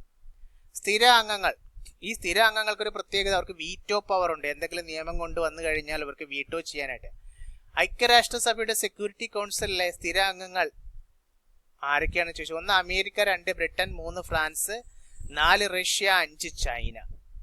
സ്ഥിര അംഗങ്ങൾ ആരൊക്കെയാ? വീറ്റോ പവർ ഉള്ളവർ America, Britain, France, Russia, China. ഇനി അതുപോലെ തന്നെ 3ാമത്തെ ഐക്യരാഷ്ട്രസഭയുടെ ഘടകം എന്ന് പറയുന്നത് സാമ്പത്തിക സാമൂഹിക സമിതിയാണ്. എക്കണോമിക് ആൻഡ് സോഷ്യൽ കൗൺസിൽ, ഇക്കോസോക്ക് എന്ന് പറയും. ലോകത്തിലെ സാമ്പത്തിക സാമൂഹിക പരിസ്ഥിതി പ്രശ്നങ്ങൾ ഐക്യരാഷ്ട്രസഭ എന്ത് ചെയ്യുന്നുണ്ട്? കൈകാര്യം ചെയ്യുന്നുണ്ട്. അതുപോലെ തന്നെ മറ്റൊരു ഘടകമാണ് അന്താരാഷ്ട്ര നീതിന്യായ കോടതി. നമ്മൾ ഇടയ്ക്കൊക്കെ കേട്ടുള്ളതാണ്, International Court of Justice, ICJ. UN-ന്റെ പ്രധാനമായിട്ടുള്ള ജുഡീഷ്യൽ ഘടകമാണ് അന്താരാഷ്ട്ര നീതിന്യായ കോടതി. ഇതിന്റെ എക്സാമിന് ചോദിച്ചിട്ടുണ്ട്. ഈ അന്താരാഷ്ട്ര നീതിന്യായ കോടതിയുടെ ആസ്ഥാനം നെതർലൻഡിലെ ഹേഗ് ആണ്. ഓർത്തിരിക്കണം. ന്യൂയോർക്കിന് പുറത്തുള്ള ഏക പ്രധാന UN ഘടകമാണ് അന്താരാഷ്ട്ര നീതിന്യായ കോടതി എന്ന് പറയുന്നത്. ന്യൂയോർക്കിന് പുറത്താണ് ഇത് സ്ഥിതി ചെയ്യുന്നത്, നെതർലൻഡിലെ ഹേഗിലാണ്. ഇനി ഐക്യരാഷ്ട്രസഭയുടെ മറ്റൊരു ഘടകമാണ് ട്രസ്റ്റിഷിപ്പ് കൗൺസിൽ. അതായത് സ്വയംഭരണാവകാശമില്ലാത്ത പ്രദേശങ്ങളെ സഹായിക്കാൻ രൂപീകരിച്ചതാണ് ഈ ട്രസ്റ്റിഷിപ്പ് കൗൺസിൽ എന്ന് പറയുന്നത്. 1994 പലാവു എന്ന് പറയുന്ന പലാവു സ്വാതന്ത്ര്യം നേടിയതോടെ ഇതിന്റെ പ്രവർത്തനം എന്ത് ചെയ്തു? ഈ ട്രസ്റ്റിഷിപ്പ് കൗൺസിലിന്റെ പ്രവർത്തനം താത്കാലികമായിട്ടൊക്കെ നിർത്തിവെക്കുന്നുണ്ട്. UN-ന്റെ ദൈനംദിന കാര്യങ്ങൾ നിയന്ത്രിക്കുന്ന മറ്റൊരു ഘടകമുണ്ട്. ആ മറ്റൊരു വിഭാഗമാണ് സെക്രട്ടേറിയറ്റ്. ഇതിന്റെ തലവനാണ് സെക്രട്ടറി ജനറൽ. അപ്പോൾ ഈ സെക്രട്ടേറിയറ്റിന്റെ, അതായത് UN-ന്റെ സെക്രട്ടേറിയറ്റ് എന്ന് പറയുന്ന ഘടകത്തിന്റെ തലവനാണ് സെക്രട്ടറി ജനറൽ. ഇപ്പോഴത്തെ UN സെക്രട്ടറി ജനറൽ ആരാടെ? എക്സാമിന് ചോദിക്കാറുണ്ട്. പോർച്ചുഗലിൽ നിന്നുള്ള അന്റോണിയോ ഗുട്ടറസ് ആണ്. UN സെക്രട്ടറി ജനറലിന്റെ കാലാവധി 5 വർഷമാണ്. നിലവിലത്തെ UN secretary general Antonio Guterres ആണ്. പോർച്ചുഗലിൽ നിന്നുള്ള ആദ്യത്തെ സെക്രട്ടറി ജനറൽ ഡ്രിഗ്വേലി ആണ്, നോർവേയിൽ നിന്നുള്ള ഡ്രിഗ്വേലി. അപ്പോൾ എക്സാമിന് കുറെ ചോദിച്ചിട്ടുണ്ട്. ഐക്യരാഷ്ട്രസഭയുടെ ആസ്ഥാനം സ്ഥിതി ചെയ്യുന്നത് ന്യൂയോർക്ക് ആണ്. ഐക്യരാഷ്ട്ര ദിനമായി ആചരിക്കുന്ന രൂപീകൃതമായ 1945 ഒക്ടോബർ 24 ഒക്ടോബർ 24. UN രക്ഷാസമിതിയിൽ വീറ്റോ അധികാരമുള്ള രാജ്യങ്ങളുടെ എണ്ണം 5 ആണ്. അത് ഏതൊക്കെയാണെന്ന് മനസ്സിലാക്കി. അന്താരാഷ്ട്ര നീതിന്യായ കോടതിയുടെ ആസ്ഥാനം എവിടെയാണ് ചോദിച്ചിട്ടുള്ളതാണ്? നെതർലൻഡ്സിലെ ദി ഹേഗ്. അടുത്തത് ഇമ്പോർട്ടന്റ് ആണ്, പരീക്ഷയ്ക്ക് ചോദിച്ചിട്ടുള്ളതാണ്, PSCക്ക്. ഐക്യരാഷ്ട്രസഭയുടെ പൊതുസഭയിൽ അധ്യക്ഷയായ ആദ്യത്തെ ഇന്ത്യൻ വനിത അല്ലെങ്കിൽ മലയാളി ആര്? വിജയലക്ഷ്മി പണ്ഡിറ്റ് ആണ്. 1953 വിജയലക്ഷ്മി പണ്ഡിറ്റ് ഐക്യരാഷ്ട്രസഭയുടെ പൊതുസഭയിൽ അധ്യക്ഷയായത്. അടുത്തത് ഐക്യരാഷ്ട്രസഭയിൽ മലയാളത്തിൽ പ്രസംഗിച്ച ആദ്യ വ്യക്തി ആരാണ്? ഇതിന് ചോദിച്ചിട്ടുണ്ട്. മാതാ അമൃതാനന്ദ മയ്യാണ്. 1995 UN-ന്റെ ഐക്യരാഷ്ട്രസഭയുടെ 50ാം വാർഷികത്തിലാണ് മാതാ അമൃതാനന്ദമയി മലയാളത്തിൽ പ്രസംഗിക്കുന്നത്. അതിനുശേഷം സുരേഷ് ഗോപിയും ഇവിടെ എന്ത് ചെയ്തിട്ടുണ്ട്? പൊതുസഭയില് എന്ത് ചെയ്തിട്ടുണ്ട്? ഐക്യരാഷ്ട്ര സഭയില് മലയാളത്തിൽ സംസാരിച്ചിട്ടുണ്ട്. അതുപോലെ തന്നെ UN പൊതുസഭയിൽ ഹിന്ദിയിൽ പ്രസംഗിച്ച ആദ്യ ഇന്ത്യൻ പ്രധാനമന്ത്രി ആരെന്ന് ചോദിച്ചു കഴിഞ്ഞാൽ അടൽ ബിഹാരി വാജ്പേയി ആണ്. അദ്ദേഹം 1977 വിദേശകാര്യമന്ത്രി ആയിരുന്നപ്പോഴും പിന്നീട് പ്രധാനമന്ത്രി ആയപ്പോഴൊക്കെ എന്ത് ചെയ്യുന്നുണ്ട്, അദ്ദേഹം UN പൊതുസഭയിൽ ഹിന്ദിയിൽ സംസാരിച്ചു. ഓക്കെ അല്ലേ? ഇനി നമുക്ക് ഐക്യരാഷ്ട്രസഭകളുടെ ഔദ്യോഗിക ഭാഷകളുടെ എണ്ണം എത്രയാണ് നമ്മൾ പഠിച്ച? 6 Arabic, Chinese, English, French, Russian, Spanish. ഐക്യരാഷ്ട്രസഭയുടെ രൂപീകരണത്തിന് കാരണമായ പ്രഖ്യാപനം എക്സാമിന് ചോദിക്കും. എന്താണ്? സാൻ ഫ്രാൻസിസ്കോ ചാർട്ടറാണ് ഐക്യരാഷ്ട്രസഭയുടെ രൂപീകരണത്തിന് കാരണമായ പ്രഖ്യാപനം. ഏതാണ്? സാൻ ഫ്രാൻസിസ്കോ ചാർട്ടറാണ്. 1945 ജൂൺ 26 സാൻ ഫ്രാൻസിസ്കോ ചാർട്ടർ ഒപ്പുവെക്കുന്നത്. ഐക്യരാഷ്ട്രസഭയുടെ രൂപീകരണത്തിന് കാരണമായ പ്രഖ്യാപനമാണ് സാൻ ഫ്രാൻസിസ്കോ ചാർട്ടർ. ഐക്യരാഷ്ട്രസഭയുടെ പൊതുസഭയുടെ പ്രസിഡന്റായ ആദ്യത്തെ ഇന്ത്യൻ വനിത ആരെന്ന് ചോദിച്ചു കഴിഞ്ഞാൽ നമ്മൾ ഓൾറെഡി പഠിച്ചു. വിജയലക്ഷ്മി പണ്ഡിറ്റാണ്. 1953 ഐക്യരാഷ്ട്രസഭയുടെ 8ാം സമ്മേളനത്തിലാണ് വിജയലക്ഷ്മി പണ്ഡിറ്റ് അധ്യക്ഷയായത്. ഇനി UN രക്ഷാസഭയിലെ താത്കാലിക അംഗങ്ങളുടെ കാലാവധി, താത്കാലിക അംഗങ്ങളുണ്ടെന്ന് പറഞ്ഞിട്ടുണ്ട്. അവിടെ കാലാവധി എത്ര വർഷം എന്ന് ചോദിച്ചു കഴിഞ്ഞാൽ 2 വർഷമാണ്. രക്ഷാസഭയില് 5 സ്ഥിര അംഗങ്ങളും 10 താത്കാലിക അംഗങ്ങളുമാണ് സെക്യൂരിറ്റി കൗൺസിൽ. അതായത് സെക്യൂരിറ്റി കൗൺസിലിലെ അംഗങ്ങളുടെ താത്കാലിക അംഗങ്ങളുടെ കാലാവധി 2 വർഷമാണ്. അന്താരാഷ്ട്ര നീതിന്യായ കോടതിയിലെ ജഡ്ജിമാരുടെ എണ്ണം എത്രയാണ്? നെതർലാൻഡ്സിലെ ഹേഗാണ് കോടതിയുടെ ആസ്ഥാനം എന്ന് പഠിച്ചിട്ടുണ്ട്. അപ്പോൾ അന്താരാഷ്ട്ര നീതിന്യായ കോടതിയിലെ ജഡ്ജിമാരുടെ എണ്ണം എത്രയാണ്? 15. ഓർത്തിരിക്കണം, 15. ഇവരുടെ കാലാവധി 9 വർഷവുമാണ്. കാലാവധി 9 വർഷം. അതുപോലെ തന്നെ നിങ്ങൾ ഓർത്തിരിക്കണം, വിമാനാപകടത്തിൽ മരണപ്പെട്ട UN സെക്രട്ടറി ജനറൽ ആര്? അതായത് പദവിയിലിരിക്കുന്ന സമയത്ത്, UN സെക്രട്ടറി പദവിയിലിരിക്കുന്ന സമയത്ത് വിമാനാപകടത്തിൽ മരണപ്പെട്ട UN സെക്രട്ടറി ജനറൽ ആരെന്ന് ചോദിച്ചു കഴിഞ്ഞാൽ ഡാഗ് ഹാമർഷീൽഡ് ആണ്. ആരാണ്? ഡാഗ് ഹാമർഷീൽഡ് ആണ്. ഇദ്ദേഹത്തിന് മരണാനന്തരമായിട്ട് നൊബേൽ സമ്മാനമൊക്കെ ലഭിച്ചിട്ടുണ്ട്. അപ്പോൾ മരണാനന്തരമായിട്ട് നൊബേൽ സമ്മാനം ലഭിച്ച ഏക UN സെക്രട്ടറി ജനറൽ ആരെന്ന് ചോദിച്ചു കഴിഞ്ഞാൽ ഡാഗ് ഹാമർഷീൽഡ് ആണ്. അദ്ദേഹം പദവിയിലിരിക്കെ വിമാനാപകടത്തിൽ മരണപ്പെട്ട UN സെക്രട്ടറി ജനറൽ ആണ്. അപ്പോൾ ഐക്യരാഷ്ട്രസംഘയിലെ അംഗമായ ഏറ്റവും അവസാനത്തെ രാജ്യം, അതായത് 193ാമത്തെ രാജ്യമാണ്. 2011 അംഗമായ ദക്ഷിണ സുഡാനാണ് നമ്മൾ പഠിച്ചു. ഐക്യരാഷ്ട്രസഭയുടെ പ്രധാന ഘടകങ്ങളിൽ ന്യൂയോർക്കിന് പുറത്ത് ആസ്ഥാനമുള്ള ഏക ഘടകം, അതാണ് നമ്മൾ പഠിച്ചത്. ദി ഹേഗാണ്. ഹേഗല്ല, അന്താരാഷ്ട്ര നീതിന്യായ കോടതി. ആ കോടതിയുടെ ആസ്ഥാനം ദി ഹേഗാണ്. എവിടെ? നെതർലാൻഡിലെ ദി ഹേഗ്. ഇനി ഐക്യരാഷ്ട്രസഭയുടെ ഔദ്യോഗിക ചിഹ്നത്തിൽ കാണപ്പെടുന്ന ഇലകൾ ഏത് സസ്യത്തിന്റെയാണ്? നിങ്ങൾക്കറിയാം, ഒലിവ് സസ്യത്തിന്റെയാണ്. ലോക സമാധാനത്തിന്റെ പ്രതീകമായിട്ടാണ് ഒലിവ് ഇലകള് ഉൾപ്പെടുത്തിയിരിക്കുന്നത്. ഓക്കെ അല്ലേ? ഇനി നമുക്ക് WHO കുറിച്ചും യുനെസ്കോയെ കുറിച്ചും യുണിസെഫിനെ കുറിച്ചും ഇന്റർനാഷണൽ ലേബർ ഓർഗനൈസേഷനെ കുറിച്ചുകൂടെ മനസ്സിലാക്കിയാലോ? അതൊക്കെ ചോദിക്കും. അപ്പൊ ഇമ്പോർട്ടന്റ് ആണ്. ഐക്യരാഷ്ട്രസഭയുടെ കീഴിൽ പ്രവർത്തിക്കുന്ന ഏറ്റവും പ്രധാനപ്പെട്ട 4 അന്താരാഷ്ട്ര ഉപസംഘടനകളാണ്, സ്പെഷ്യലൈസ്ഡ് ഏജൻസീസ് ആണ്. ഒന്ന് ലോകാരോഗ്യ സംഘടന, വേൾഡ് ഹെൽത്ത് ഓർഗനൈസേഷൻ. എക്സാമിന് ചോദിക്കാറുണ്ട്. നമ്മൾ ഏപ്രിൽ 7 ലോക ആരോഗ്യ ദിനമായിട്ട് ആചരിക്കുന്നത് അല്ലേ? ലോകമെമ്പാടുമുള്ള പൊതുജനാരോഗ്യ കാര്യങ്ങൾ നിയന്ത്രിക്കുന്ന സംഘടനയാണ് ഐക്യരാഷ്ട്രസഭയുടെ കീഴിലുള്ള ഉപസംഘടനയായ വേൾഡ് ഹെൽത്ത് ഓർഗനൈസേഷൻ അഥവാ ലോകാരോഗ്യ സംഘടന. 1948 ഏപ്രിൽ 7 ഇത് സ്ഥാപിതമാകുന്നത്. ആ ഏപ്രിൽ 7 നമ്മൾ ലോക ആരോഗ്യ ദിനമായിട്ട് ആചരിക്കുന്ന വേൾഡ് ഹെൽത്ത് ഓർഗനൈസേഷന്റെ ആസ്ഥാനമാണ്. ഇവിടെ 3ാമത്തെ സ്റ്റേറ്റ്മെന്റിൽ തന്നിട്ടുള്ള ഏതാണ്? ജനീവ. സ്വിറ്റ്സർലൻഡിലെ ജനീവയാണ് ലോകാരോഗ്യ സംഘടനയുടെ ആസ്ഥാനം. ലോകാരോഗ്യ സംഘടനയുടെ മേധാവി ആരാണ്? നിലവിലെ എക്സാമിന് ചോദിക്കാറുണ്ട്. ടെഡ്രോസ് അദാനം ഗെബ്രിയേസസ് ആണ്. ടെഡ്രോസ് അദാനം ഗെബ്രിയേസസ് ആണ് ലോകാരോഗ്യ സംഘടനയുടെ മേധാവി. 32 പല്ലുകൾ എന്ന പേരിൽ കേരളത്തിൽ ദന്താരോഗ്യ പദ്ധതി നടപ്പിലാക്കാൻ സഹായിച്ച അന്താരാഷ്ട്ര സംഘടന ഏതെന്ന് ചോദിച്ചു കഴിഞ്ഞാലും WHO ആണ്. സാറിന് ചോദിച്ചിട്ടുള്ളതാണ്. 32 പല്ലുകൾ എന്ന പേരിൽ കേരളത്തിൽ ദന്താരോഗ്യ പദ്ധതി നടപ്പിലാക്കാൻ സഹായിച്ച സംഘടന ഏത് അന്താരാഷ്ട്ര സംഘടനയാണ്? WHO, world health organisation. ഇനി അടുത്ത യുനെസ്കോ. യുനെസ്കോയുടെ പ്രത്യേകത എന്താണ്? ലോകത്തിലെ വിദ്യാഭ്യാസം, ശാസ്ത്രം, സംസ്കാരം എന്നിവയുടെ പുരോഗതിക്കായി പ്രവർത്തിക്കുന്ന സംഘടനയാണ് യുനെസ്കോ. ലോക പൈതൃക പട്ടിക നിങ്ങൾ കേട്ടില്ലേ? World heritage sites. ഇത് തയ്യാറാക്കുന്നത് യുനെസ്കോയാണ് അല്ലേ?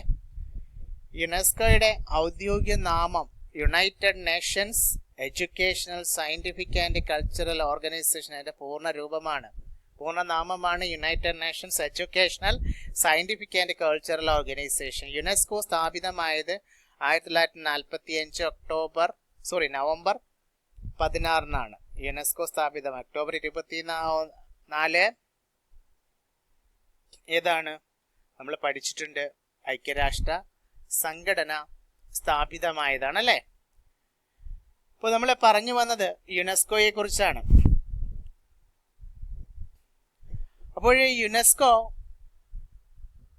യുനെസ്കോ സ്ഥാപിതമായത് 1945 നവംബർ 16 യുനെസ്കോയുടെ ആസ്ഥാനം ഫ്രാൻസിലെ പാരീസ് ആണ്. യുനെസ്കോയുടെ ആസ്ഥാനം. അപ്പോൾ യുനെസ്കോയുടെ പൈതൃക പട്ടികയിൽ ഇടം നേടിയ കേരളത്തിലെ പ്രശസ്തമായ കലാരൂപം ഏതാണ്? എക്സാമിന് ചോദിച്ചിട്ടുള്ളതാണ്. 2001 അതിന് പൈതൃക പദവി ലഭിച്ചിട്ടുള്ളത്. ഒന്ന് കൂടിയാട്ടം, അതുപോലെ മുടിയേറ്റും ഈ പട്ടികയിലുള്ളതാണ്. അടുത്തത് യുനിസെഫിനെ കുറിച്ച് നോക്കിയാലോ? ലോകമെമ്പാടുമുള്ള കുട്ടികളുടെ അവകാശങ്ങൾ, സംരക്ഷണം, വിദ്യാഭ്യാസം, ആരോഗ്യം എന്നിവയ്ക്കായി പ്രവർത്തിക്കുന്ന സംഘടനയാണ് ഇത് യുനിസെഫ് എന്ന് പറയുന്നത്. ഇതിന്റെ പൂർണ്ണനാമ United Nations International Children's Emergency Fund എന്നാണ്. അതുപോലെ തന്നെ നിലവിൽ ഇതിനെ യുണൈറ്റഡ് നേഷൻസ് ചിൽഡ്രൻ ഫണ്ട് എന്നും അറിയപ്പെടാറുണ്ട്. അപ്പൊ ഈ യുണൈറ്റഡ് നേഷൻസ് സ്ഥാപിതമാകുന്നത്, യുണൈറ്റഡ് നേഷൻസ് ചിൽഡ്രൻസ് ഫണ്ട് അതായത് യുനിസെഫ് സ്ഥാപിതമാകുന്നത് 1946 ഡിസംബർ 11 ഇതിന്റെ ആസ്ഥാനം USA ന്യൂയോർക്കാണ്. 1965 ഈ സംഘടനയ്ക്ക് സമാധാനത്തിനുള്ള നൊബേൽ സമ്മാനം ലഭിച്ചിട്ടുണ്ട്. ഏതിനാണ്? യുനിസെഫിന് സമാധാനത്തിനുള്ള നൊബേൽ സമ്മാനം 1965 ലഭിച്ചിട്ടുണ്ട്. അപ്പോൾ ഐക്യരാഷ്ട്രസഭയുടെ കുട്ടികൾക്കായുള്ള ഫണ്ടിന്റെ ആസ്ഥാനം എവിടെയാണ്? യുനിസെഫിന്റെ ആസ്ഥാനം ചോദിച്ചു കഴിഞ്ഞാൽ ന്യൂയോർക്കാണ് അല്ലെ? ഇനി അടുത്തത് ഇന്റർനാഷണൽ ലേബർ ഓർഗനൈസേഷൻ. എക്സാമിന് ചോദിക്കാറുണ്ട്. അന്താരാഷ്ട്ര തൊഴിൽ സംഘടന. തൊഴിലാളികളുടെ അവകാശങ്ങൾ സംരക്ഷിക്കുന്നതിനും തൊഴിൽ സാഹചര്യങ്ങൾ മെച്ചപ്പെടുത്തുന്നതിനുമായി ഐക്യരാഷ്ട്രസഭയുടെ ഏറ്റവും പഴക്കമേറിയ ഉപസംഘടനയാണ്. അതായത് ലീഗ് ഓഫ് നേഷന്റെ കാലത്ത് രൂപീകൃതപ്പെട്ടതാണ്. ഒന്നാം ലോക മഹായുദ്ധത്തിന് ശേഷം രൂപീകരിച്ച സംഘടനയാണ് ലീഗ് ഓഫ് നേഷൻ എന്ന് പറയുന്നത് അല്ലെ? അപ്പോൾ ആ ലീഗ് ഓഫ് നേഷന്റെ കാലത്ത് രൂപീകരിക്കപ്പെട്ടതാണ് അന്താരാഷ്ട്ര തൊഴിൽ സംഘടന. ഇത് സ്ഥാപിതമാകുന്നത് വേഴ്സായ് ഉടമ്പടി പ്രകാരമാണ് 1919 ഏപ്രിൽ 11. ഇന്റർനാഷണൽ ലേബർ ഓർഗനൈസേഷന്റെ ആസ്ഥാനം സ്വിറ്റ്സർലൻഡിലെ ജനീവയാണ്. ഈ ഇന്റർനാഷണൽ ലേബർ ഓർഗനൈസേഷൻ അന്താരാഷ്ട്ര തൊഴിൽ സംഘടനയ്ക്ക് 1969 സമാധാനത്തിനുള്ള നൊബേൽ സമ്മാനം ലഭിച്ചത്. PSC മുമ്പ് ചോദിച്ചിട്ടുള്ള ഒരു ക്വസ്റ്റ്യൻ ആണ്. ഐക്യരാഷ്ട്രസഭയുടെ ആദ്യത്തെ പ്രത്യേക ഏജൻസി, സ്പെഷ്യലൈസ്ഡ് ഏജൻസി എന്ന് ചോദിച്ചു കഴിഞ്ഞാൽ ILO ആണ്, ഇന്റർനാഷണൽ ലേബർ ഓർഗനൈസേഷൻ. ഓക്കെ അല്ലേ? നമ്മള് ഇതിനകത്ത് പെട്ടെന്ന് ഓർത്തു വെക്കാനായിട്ട് PSCക്ക് വേണ്ടിയിട്ട് ഒരു ഷോർട്ട് കട്ട് ഉണ്ട്. ഡബ്ല്യൂയിൽ തുടങ്ങി ഓയിൽ അവസാനിക്കുന്ന മിക്ക സംഘടനകളുടെയും ആസ്ഥാനം ജനീവയായിരിക്കും.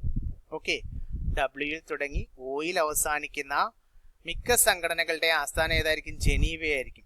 ഉദാഹരണം പറയാണ് വേൾഡ് ഹെൽത്ത് ഓർഗനൈസേഷൻ WHO, അതുപോലെ വേൾഡ് ട്രേഡ് ഓർഗനൈസേഷൻ ലോക വ്യാപാര സംഘടന, അതുപോലെ തന്നെ വേൾഡ് മെറ്റീരിയോളജിക്കൽ ഓർഗനൈസേഷൻ ലോക കാലാവസ്ഥാ സംഘടന WMO, അതിന്റെ ആസ്ഥാനവും ജനീവയാണ്.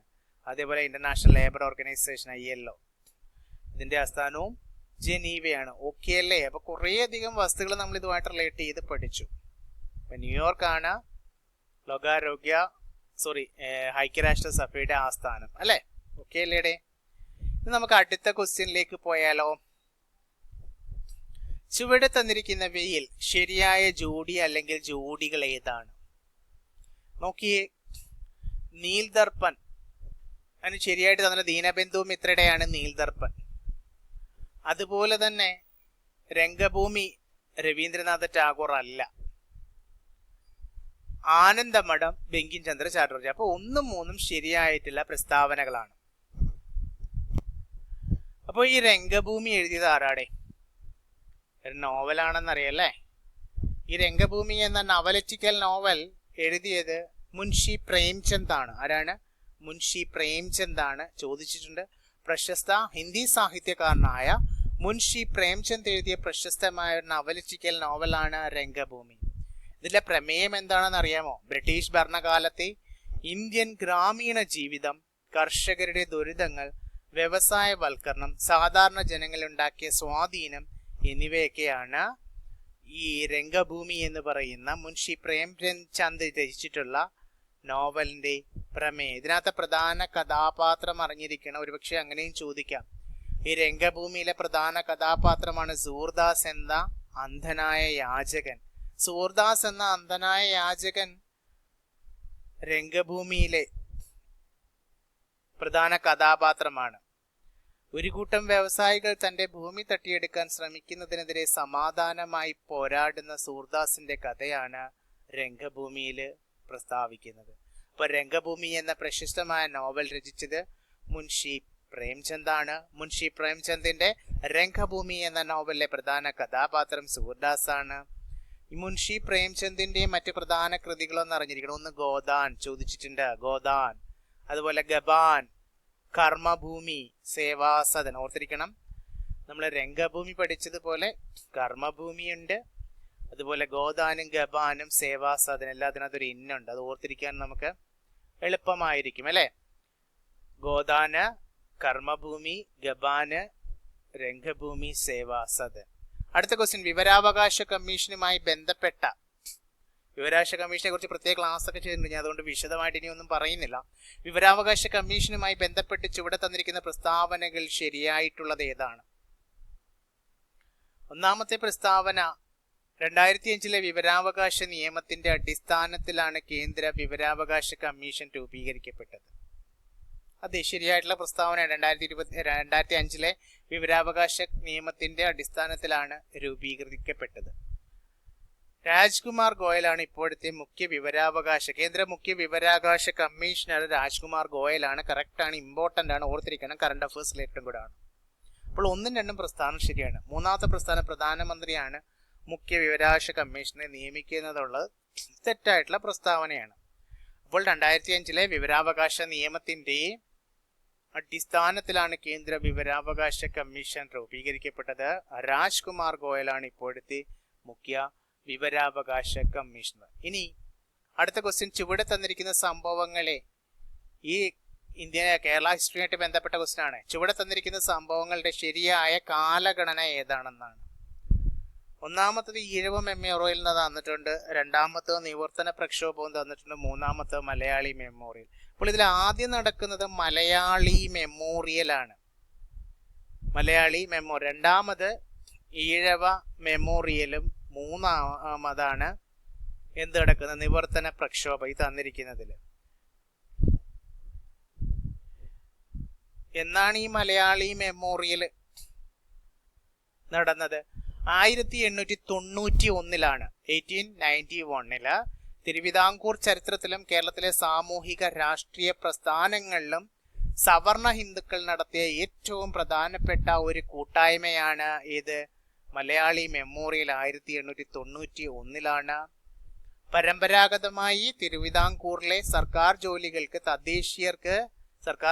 തദ്ദേശീയർക്ക് നിഷേധിക്കപ്പെടുകയും പരദേശി ബ്രാഹ്മണർ, അതായത് പ്രത്യേകിച്ച് തമിഴ് ബ്രാഹ്മണർക്ക് നൽകപ്പെടുകയും ചെയ്തതിനെതിരെ നടന്ന പ്രക്ഷോഭമാണ് മലയാളി മെമ്മോറിയൽ. 1891 ജനുവരി 1 ഈ മലയാളി മെമ്മോറിയൽ സമർപ്പിച്ചത് ആർക്കാണെന്ന് ചോദിച്ചു കഴിഞ്ഞാൽ ചോദിക്കാറുണ്ട്. തിരുവിതാംകൂർ രാജാവായിരുന്ന ശ്രീമൂലം തിരുനാൾ മഹാരാജാവിനാണ് മലയാളി മെമ്മോറിയൽ സമർപ്പിക്കുന്നത്. ഇതിനകത്ത് ഒപ്പുവെച്ച ആളുകളുടെ എണ്ണം 10,028 ആണ്.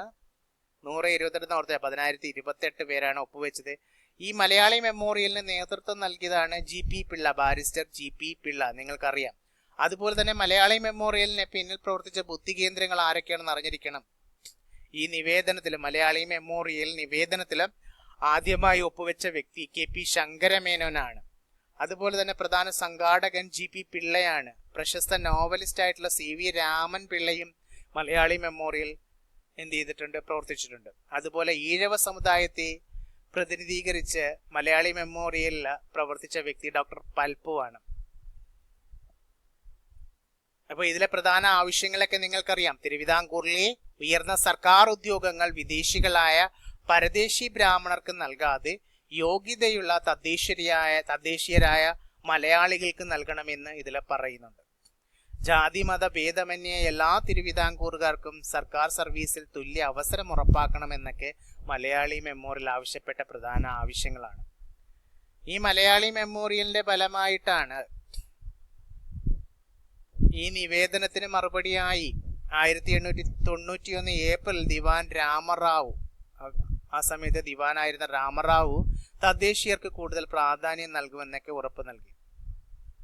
എന്നിരുന്നാലും ഇതിൽ ഈഴവർ ഉൾപ്പെടെയുള്ള പിന്നോക്ക വിഭാഗങ്ങൾക്ക് കൃത്യമായ നീതി ലഭിച്ചില്ല.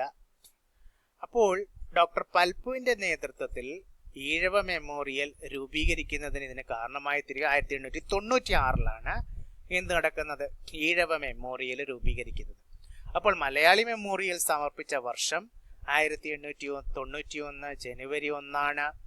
മലയാളി മെമ്മോറിയൽ സമർപ്പിക്കുമ്പോൾ തിരുവിതാംകൂർ ഭരിച്ചിരുന്ന രാജാവാരാണ് ശ്രീമൂലം തിരുനാളാണ്. മലയാളി മെമ്മോറിയൽ ആദ്യമായി ഒപ്പുവെച്ച വ്യക്തി KP ശങ്കരമേനോനാണ്. മലയാളി മെമ്മോറിയലിന്റെ പ്രധാന സൂത്രധാരൻ അല്ലെങ്കിൽ നായകൻ എന്നറിയപ്പെടുന്ന GP പിള്ളയാണ്, ബാരിസ്റ്റർ GP പിള്ളയാണ്. മലയാളി മെമ്മോറിയൽ എത്ര പേര് ഒപ്പിട്ടിരുന്നു എന്ന് വെച്ചാൽ 1028. മലയാളി മെമ്മോറിയലിന് കൗണ്ടർ മെമ്മോറിയലായി പരദേശി ബ്രാഹ്മണർ സമർപ്പിച്ച നിവേദനം ഏത്, അതും കൂടി അറിഞ്ഞിരിക്കണം. മലയാളി മെമ്മോറിയലിന് കൗണ്ടർ മെമ്മോറിയലായി പരദേശി ബ്രാഹ്മണർ സമർപ്പിച്ച നിവേദനം ഏതാണെന്ന് ചോദിച്ചു കഴിഞ്ഞാൽ തിരുവിതാംകൂർ മെമ്മോറിയലാണ്. 1891 ജൂണിലാണ്. ഇനി നമുക്ക് ഈഴവ മെമ്മോറിയലിനെ കുറിച്ച് അറിയണം അല്ലേ. അപ്പൊ ഈഴവ മെമ്മോറിയൽ 1896 പറഞ്ഞു. ഒന്നാം ഈഴവ മെമ്മോറിയലാണ്. മലയാളി മെമ്മോറിയലില് ഈഴവ സമുദായത്തിന് അർഹമായ പരിഗണന ലഭിക്കാത്തതിനെ തുടർന്ന് ഡോക്ടർ പൽപ്പുവിന്റെ നേതൃത്വത്തിൽ തിരുവിതാംകൂർ മഹാരാജാവിന് സമർപ്പിച്ച നിവേദനമാണ് ഇത്. ഒന്നാം ഈഴവ മെമ്മോറിയൽ 1896 സെപ്റ്റംബർ 3 ഇത് സമർപ്പിച്ചത് ശ്രീമൂലം തിരുനാൾ മഹാരാജാവിനാണ്. നേതൃത്വം നൽകിയത് ഡോക്ടർ പൽപ്പു ആണ്. ഒപ്പുവെച്ച ആളുകൾ 13,176 പേർ.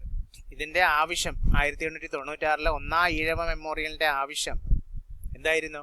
തിരുവിതാംകൂറിലെ ഈഴവർക്ക് സർക്കാർ സ്കൂളുകൾ, വിദ്യാഭ്യാസത്തിനുള്ള സ്വാതന്ത്ര്യവും യോഗ്യതയ്ക്കനുസരിച്ച് സർക്കാർ ജോലികൾ പ്രവേശനം. ഇനി രണ്ടാം ഈഴവ മെമ്മോറിയൽ സമർപ്പിച്ചതെന്നാണെന്ന് അത് 1900 1900. ഒന്നാം ഈഴവ മെമ്മോറിയലിനോട് തിരുവിതാംകൂർ സർക്കാർ അനുകൂലമായ നിലപാടൊന്നും സ്വീകരിക്കാത്തതിനെ തുടർന്ന് ഡോക്ടർ പൽപ്പു എന്ത് ചെയ്തു? കൂടുതൽ ജനശ്രദ്ധയിലേക്ക് കൊണ്ടുവരാൻ ശ്രമിച്ചതാണ് രണ്ടാം ഈഴവ മെമ്മോറിയൽ 1900. ഇത് സമർപ്പിച്ചത് ഇന്ത്യയുടെ ബ്രിട്ടീഷ് വൈസ്രോയി ആയിരുന്ന കേഴ്സൺ പ്രഭുവിന്, ലോർഡ് കേഴ്സൺ ആണ്. അദ്ദേഹം തിരുവനന്തപുരം സന്ദർശിച്ച വേളയിലാണ് രണ്ടാം ഈഴവ മെമ്മോറിയൽ സമർപ്പിക്കുന്നത്. ഈഴവരുടെ കഷ്ടപ്പാടുകൾ ബ്രിട്ടീഷ് പാർലമെന്റിൽ വരെ ചർച്ചയാക്കാൻ ഡോക്ടർ പൽപ്പുവിന്റെ രണ്ടാം ഈഴവ മെമ്മോറിയൽ സഹായിക്കുന്നുണ്ട്. ബ്രിട്ടീഷ് പാർലമെന്റ് അംഗമായിരുന്ന ഡോക്ടർ ഹെർബർട്ട് റോബർട്ട്സ് ആണ്. ഓർത്തിരിക്കണം, രണ്ടാം ഈഴവ മെമ്മോറിയലിനെ കുറിച്ച് ബ്രിട്ടീഷ് പാർലമെന്റ് അംഗമായിരുന്ന ഡോക്ടർ എക്സാമിന് ചോദിച്ചിട്ടുണ്ട്. ഹെർബർട്ട് റോബർട്ട്സ് ആണ് ബ്രിട്ടീഷ് പാർലമെന്റിൽ ഇത് ഉന്നയിക്കുന്നത്. ഓക്കെ അല്ലേ? അപ്പോഴ് തിരുവിതാംകൂറിൽ സർക്കാർ ജോലി നിഷേധിച്ചതിനെ തുടർന്ന് മൈസൂർ ഗവൺമെന്റ് സർവീസിൽ മെഡിക്കൽ ഓഫീസറായി സേവനമനുഷ്ഠിച്ച വ്യക്തിയാണ് ആര്? ഡോക്ടർ പൽപ്പു. ഈ ഡോക്ടർ പൽപ്പുവിന്റെ യഥാർത്ഥ പേര് നിങ്ങൾക്കറിയാം, നമ്മൾ പ്രത്യേക ക്ലാസ് ഒക്കെ വെച്ചിട്ടുള്ളതാണ്. പത്മനാഭൻ എന്നാണ്. അതുപോലെ തന്നെ തിരുവിതാംകൂറിലെ രാഷ്ട്രീയ പ്രസ്ഥാനങ്ങളുടെ പിതാവ് എന്ന് രാമകൃഷ്ണപിള്ള വിശേഷിപ്പിച്ചത് ഡോക്ടർ പൽപ്പുവിനെയാണ്. വിവേകാനന്ദ സ്വാമികൾ ഡോക്ടർ പൽപ്പുവിനെ സന്ദർശിച്ചപ്പോഴാണ് ഈഴവരുടെ ഉന്നമനത്തിനായി ഒരു ആത്മീയ ഗുരുവിനെ കണ്ടെത്താൻ നിർദ്ദേശിച്ചത്. ഇതാണ് പിന്നീട് ശ്രീനാരായണ ഗുരുവിലേക്ക് പൽപ്പുവിന് എത്തിച്ചേരാൻ കാരണമായി തീർന്നേക്ക്. 1903 രൂപീകൃതമായ SNDP യോഗത്തിന്റെ അതോട് അറിഞ്ഞിരിക്കുന്ന SNDP യോഗം രൂപീകൃതമാകുന്നത് 1903 ആ SNDP യോഗത്തിന്റെ ആദ്യത്തെ വൈസ് പ്രസിഡന്റും പ്രധാന സംഘാടകനൊക്കെ ആരായിരുന്നു? ഡോക്ടർ പൽപ്പു ആണ്. അപ്പോൾ ഒന്നാം ഈഴവ മെമ്മോറിയൽ സമർപ്പിച്ച വർഷം 1896 സെപ്റ്റംബർ 3. ഈഴവ മെമ്മോറിയലിന് നേതൃത്വം നൽകിയ നവോത്ഥാന നായകൻ ഡോക്ടർ പൽപ്പു. ഒന്നാം ഈഴവ മെമ്മോറിയൽ ആകെ എത്ര പേര് ഒപ്പിട്ടിരുന്നു? 13,176 പേര്. രണ്ടാം ഈഴവ മെമ്മോറിയൽ സമർപ്പിച്ചത് ഏത് ബ്രിട്ടീഷ് വൈസ്രോയ്ക്കാണെന്ന് ചോദിച്ചാൽ SN പ്രഭുവിന്. 1900 തിരുവിതാംകൂറിലെ ഈഴവരുടെ ദുരവസ്ഥ ബ്രിട്ടീഷ് പാർലമെന്റിൽ ഉന്നയിച്ച വ്യക്തി ആര്? ചോദിച്ചിട്ടുള്ളതാണ് ഡോക്ടർ ഹെർബർട്ട് റോബർട്ട്സ് ആണ്. ഓക്കെ അല്ലേ? ഇനി നമുക്ക് നിവർത്തന പ്രക്ഷോഭം എന്താണെന്ന് കൂടെ നോക്കണം. ഈ നിവർത്തന പ്രക്ഷോഭം നടക്കുന്ന 1932 ആ വർഷം അറിഞ്ഞിരിക്കുന്ന അബ്സ്റ്റൻഷൻ മൂവ്മെന്റ്. തിരുവിതാംകൂർ ചരിത്രത്തിലെ ഏറ്റവും ശ്രദ്ധേയമായ ഒരു രാഷ്ട്രീയ പ്രക്ഷോഭമാണ് നിവർത്തന പ്രക്ഷോഭം. ഓക്കെ. 1932 തിരുവിതാംകൂർ രാജാവായിരുന്ന ശ്രീ ചിത്ര തിരുനാൾ ബാലരാമവർമ്മ ഒരു പുതിയ ഭരണഘടനാ പരിഷ്കാരം, അതായത് ശ്രീമൂലം പോപ്പുലർ അസംബ്ലി പുനഃസംഘടന പ്രഖ്യാപിക്കുന്നുണ്ട്. എന്നാൽ വോട്ടവകാശം വരുമാനത്തിന്റെയും നികുതിയുടെയും അടിസ്ഥാനത്തിലാണ് ശ്രീ ചിത്ര തിരുനാൾ ബാലരാമവർമ്മ നിശ്ചയിച്ചിരുന്നത്. ഇതിനാൽ ജനസംഖ്യയിൽ ഭൂരിപക്ഷമുണ്ടായിരുന്ന ഈഴവർ, ക്രിസ്ത്യാനികൾ, മുസ്ലിങ്ങൾ എന്നിവർക്ക് വളരെ കുറച്ച് വോട്ടവകാശം മാത്രമേ ലഭിച്ചിരുന്നുള്ളൂ.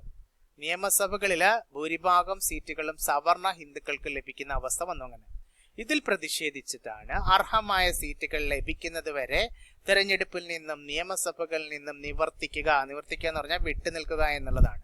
അബ്സ്റ്റെയിൻ ചെയ്യുക. ഈ വിട്ടുനിൽക്കുക എന്ന ഈ 3 സമുദായങ്ങളും തീരുമാനിക്കുകയും ഇതാണ് നിവർത്തന പ്രക്ഷോഭം എന്നറിയപ്പെടുന്ന. 1932 ശ്രീ ചിത്ര തിരുനാൾ ബാലരാമവർമ്മയായിരുന്ന കാലത്ത് ഭരിച്ചുകൊണ്ടിരുന്നത്. അപ്പോൾ ഇതിനകത്ത് ഓർത്തിരിക്കണം, All Travancore Joint Political Congress, സമസ്ത തിരുവിതാംകൂർ സംയുക്ത രാഷ്ട്രീയ സമിതി പ്രക്ഷോഭം നയിക്കാൻ തീരുമാനിച്ചത് പ്രധാന സംഘടനകളാപ്പെട്ട ഈ 3 സമുദായങ്ങൾ എന്ത് ചെയ്തു? ഈ പ്രധാന സംഘടനകളൊക്കെ രൂപീകരിച്ച് പ്രക്ഷോഭം നയിക്കാൻ തീരുമാനിച്ചു. അങ്ങനെ രൂപീകരിച്ച സംഘടനയാണ് All Travancore Joint Political Congress, സമസ്ത തിരുവിതാംകൂർ സംയുക്ത രാഷ്ട്രീയ സമിതി. ഇതിന്റെ ഈ നിവർത്തന പ്രക്ഷോഭത്തിന്റെ പ്രധാന നേതാവ് ആരെന്ന് ചോദിച്ചു കഴിഞ്ഞാൽ, അതേപോലെ മുഖ്യ വക്താവ് ആരെന്ന് ചോദിച്ചു കഴിഞ്ഞാൽ C. കേശവനാണ്. മറ്റ് പ്രമുഖ നേതാക്കളാണ് TM വർഗീസ്, ക്രിസ്ത്യൻ സമുദായത്തെ റെപ്രസെന്റ് ചെയ്ത്, NV ജോസഫ്, അതുപോലെ തന്നെ PK കുഞ്ഞു, മുസ്ലിം സമുദായത്തെ റെപ്രസെന്റ് ചെയ്ത്.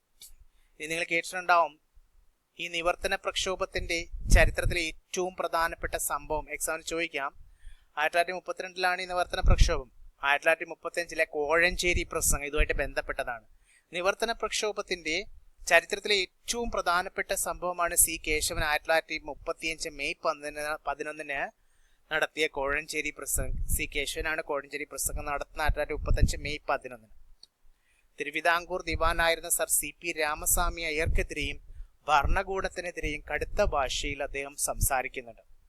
അങ്ങനെ ഈ പ്രസംഗത്തെ തുടർന്ന് C. കേശവനെ രാജ്യദ്രോഹ കുറ്റം ചുമത്തി ബ്രിട്ടീഷ് സർക്കാർ അറസ്റ്റ് ചെയ്യുകയും 2 വർഷം തടവിന് ശിക്ഷിക്കുകയൊക്കെ ചെയ്യുന്നുണ്ട്. ഓക്കെ, അപ്പൊ നിവർത്തന പ്രക്ഷോഭവുമായിട്ട് ബന്ധപ്പെട്ട് നടന്നാണ് C. കേശവൻ 1935 മെയ് 11 കോഴഞ്ചേരി പ്രസംഗം. അടുത്ത ജിയോഗ്രഫിയുമായി ബന്ധപ്പെട്ടതാണ്. പകൽ സമയത്ത്, ഇത് നമ്മൾ പഠിച്ചിട്ടുള്ളതാണ്, പകൽ സമയത്ത് കാറ്റ് കടലിൽ നിന്നും കരയിലേക്ക് വീശുകയാണെങ്കിൽ അതിനെ എന്ത് വിളിക്കുന്നു? കടൽ കാറ്റ്. അപ്പൊ കടൽ കാറ്റ് പകൽ സമയത്താണ് വീശുന്നത്. കാരണം കടൽ സാവധാനമേ ചൂടാവുകയുള്ളൂ, അതുപോലെ തന്നെ സാവധാനമേ തണുക്കുകയുള്ളൂ. എന്നാൽ കര പെട്ടെന്ന് ചൂടാവുകയും പെട്ടെന്ന് തണുക്കുകയും ചെയ്യും. പകൽ സമയത്ത് കാറ്റ് കടലിൽ നിന്നും കരയിലേക്ക് വീശുകയാണെങ്കിൽ അതിനെ എന്ത് വിളിക്കും? കടൽക്കാറ്റ് എന്നാണ് പറയുന്നത്. കരക്കാറ്റ് എന്ന് പറയുന്നത് രാത്രി സമയത്ത് എന്ത് ചെയ്യും? കരയിൽ നിന്നും കടലിലേക്ക് വീശുന്ന കാറ്റാണ് കരക്കാറ്റ്. ഓക്കെ അല്ലേ? അടുത്തത്, സഹ്യാദ്രിയിലെ മഹാബലേശ്വറിൽ നിന്ന് ഉദ്ഭവിക്കുന്ന ഉപദ്വീപീയ നദി ഏതെന്ന് ചോദിച്ചു കഴിഞ്ഞാൽ കൃഷ്ണയാണ് സഹ്യാദ്രിയിലെ മഹാബലേശ്വറിൽ നിന്ന് ഉദ്ഭവിക്കുന്ന ഉപദ്വീപീയ നദി. അടുത്തൊരു ക്വസ്റ്റ്യൻ ആണ്, നല്ലൊരു ക്വസ്റ്റ്യൻ ആണ്. ഉഷ്ണമേഖലാ സമുദ്രങ്ങളില് കാണപ്പെടുന്ന പവിഴപ്പിറ്റുകൾ നിറഞ്ഞ താഴ്ന്ന ദ്വീപുകളുടെ പേരെന്താണ്? അറ്റോൾ എന്നാണ്. പുതിയ SRT പുസ്തകത്തേക്ക് ആസ്പദമാക്കിയിട്ടുള്ളതാണ്. ഉഷ്ണമേഖലാ സമുദ്രങ്ങളിൽ കാണപ്പെടുന്ന പവിഴപ്പുറ്റുകൾ നിറഞ്ഞ താഴ്ന്ന ദ്വീപുകളുടെ പേരെന്താണ്? അറ്റോൾ എന്നാണ്. ഓപ്ഷൻ എ ആണ്.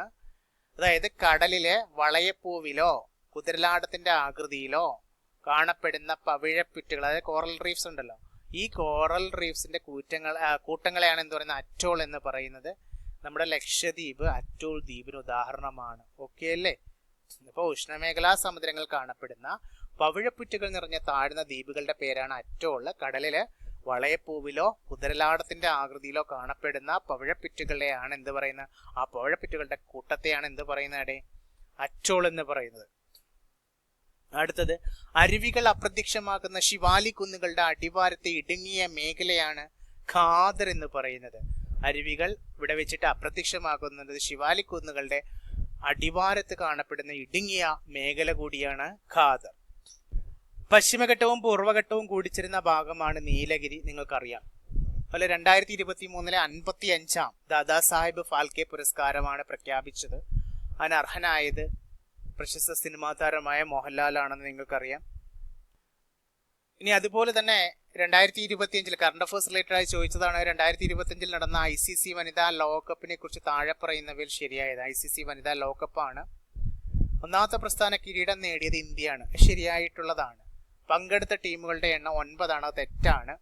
ഏറ്റവും കൂടുതൽ കിരീടം നേടിയ ടീം ഓസ്ട്രേലിയയാണ്. ശരിയാണ്. ഏറ്റവും കൂടുതൽ വിക്കറ്റ് നേടിയത് 2025 മാരിസാൻ കാപ്പാണ്. ഓർത്തിരിക്കണം. അപ്പോൾ 1, 3, 4 പ്രസ്താവനകൾ ശരിയാണ്. ഇത് നമ്മൾ ഇന്ത്യൻ ഭരണഘടന ആയിട്ട് ബന്ധപ്പെട്ടതാണ്. കോൺസ്റ്റിറ്റ്യൂഷനുമായിട്ട് ബന്ധപ്പെട്ട് ഇന്ത്യൻ ഭരണഘടന ഔദ്യോഗികമായി നിലവിൽ വന്ന് നമ്മൾ കുറേയധികം പഠിച്ചിട്ടുള്ളതാണ് അല്ലേ? 1950 ജനുവരി 26 ഇന്ത്യൻ ഭരണഘടന ഔദ്യോഗികമായി നിലവിൽ വന്നത് 1950 ജനുവരി 26. അതുപോലെ തന്നെ ഭരണഘടനാ നിർമ്മാണ സഭയുടെ ചെയർമാൻ ഡോക്ടർ രാജേന്ദ്ര പ്രസാദ് ആയിരുന്നു എന്ന് നിങ്ങൾക്കറിയാം. അതുപോലെ ദേശീയ ഭരണഘടനാ ദിനം നമ്മുടെ പ്രിയാമ്പിളില് ആമുഖത്തില് 1949 ഭരണഘടന ഔദ്യോഗികമായി നിലവിൽ വന്നത് ജനുവരി 26 1950 ജനുവരി 26. എന്നാൽ ഭരണഘടന നിർമ്മിച്ചത് 1949 നവംബർ 26 അതാണ് നമ്മൾ ദേശീയ ഭരണഘടനാ ദിനമായിട്ട് ഈ നവംബർ 26 ആചരിക്കുന്നത്. അടുത്തത്, പൗരന്മാരുടെ മൗലിക ചുമതലകൾ ഭരണഘടനയിൽ കൂട്ടിച്ചേർത്ത ഭരണഘടനാ ഭേദഗതി ചോദിച്ചു കഴിഞ്ഞാൽ നമ്മുടെ മിനി കോൺസ്റ്റിറ്റ്യൂഷൻ എന്നറിയപ്പെടുന്ന 42ാം ഭരണഘടനാ ഭേദഗതിയാണ്. അത് അറിഞ്ഞിരിക്കണം. അതേപോലെ കേവല ഭൂരിപക്ഷ സമ്പ്രദായത്തിന് ഉദാഹരണമാണ് നമ്മുടെ ഇന്ത്യ എന്ന് പറയുന്ന. ഇന്ത്യയിലെ കേവല ഭൂരിപക്ഷത്തെ അടിസ്ഥാനമാക്കിയിട്ടാണ് ഭരണം അല്ലെ, നമ്മുടെ ലോക്സഭയൊക്കെ നിലവിൽ വരുന്നത് അല്ലെ, അറിയാലോ. അപ്പോൾ കൂട്ടുകാരെ, നാളത്തെ എക്സാമിന് പ്രയോജനം ചെയ്യുന്ന കുറെ ക്വസ്റ്റ്യൻസും അതിന്റെ റിലേറ്റഡ് ഫാക്ട്സുമാണ് നമ്മൾ ഡിസ്കസ് ചെയ്തത്. ഇത് മറ്റ് എക്സാംസിനും പ്രയോജനപ്പെടും. 1 മണിക്കൂർ കൂടുതലായി ക്ലാസ്. ഇനി കൂടുതൽ എടുത്തു കഴിഞ്ഞാൽ നിങ്ങൾക്ക് ബോറാവും.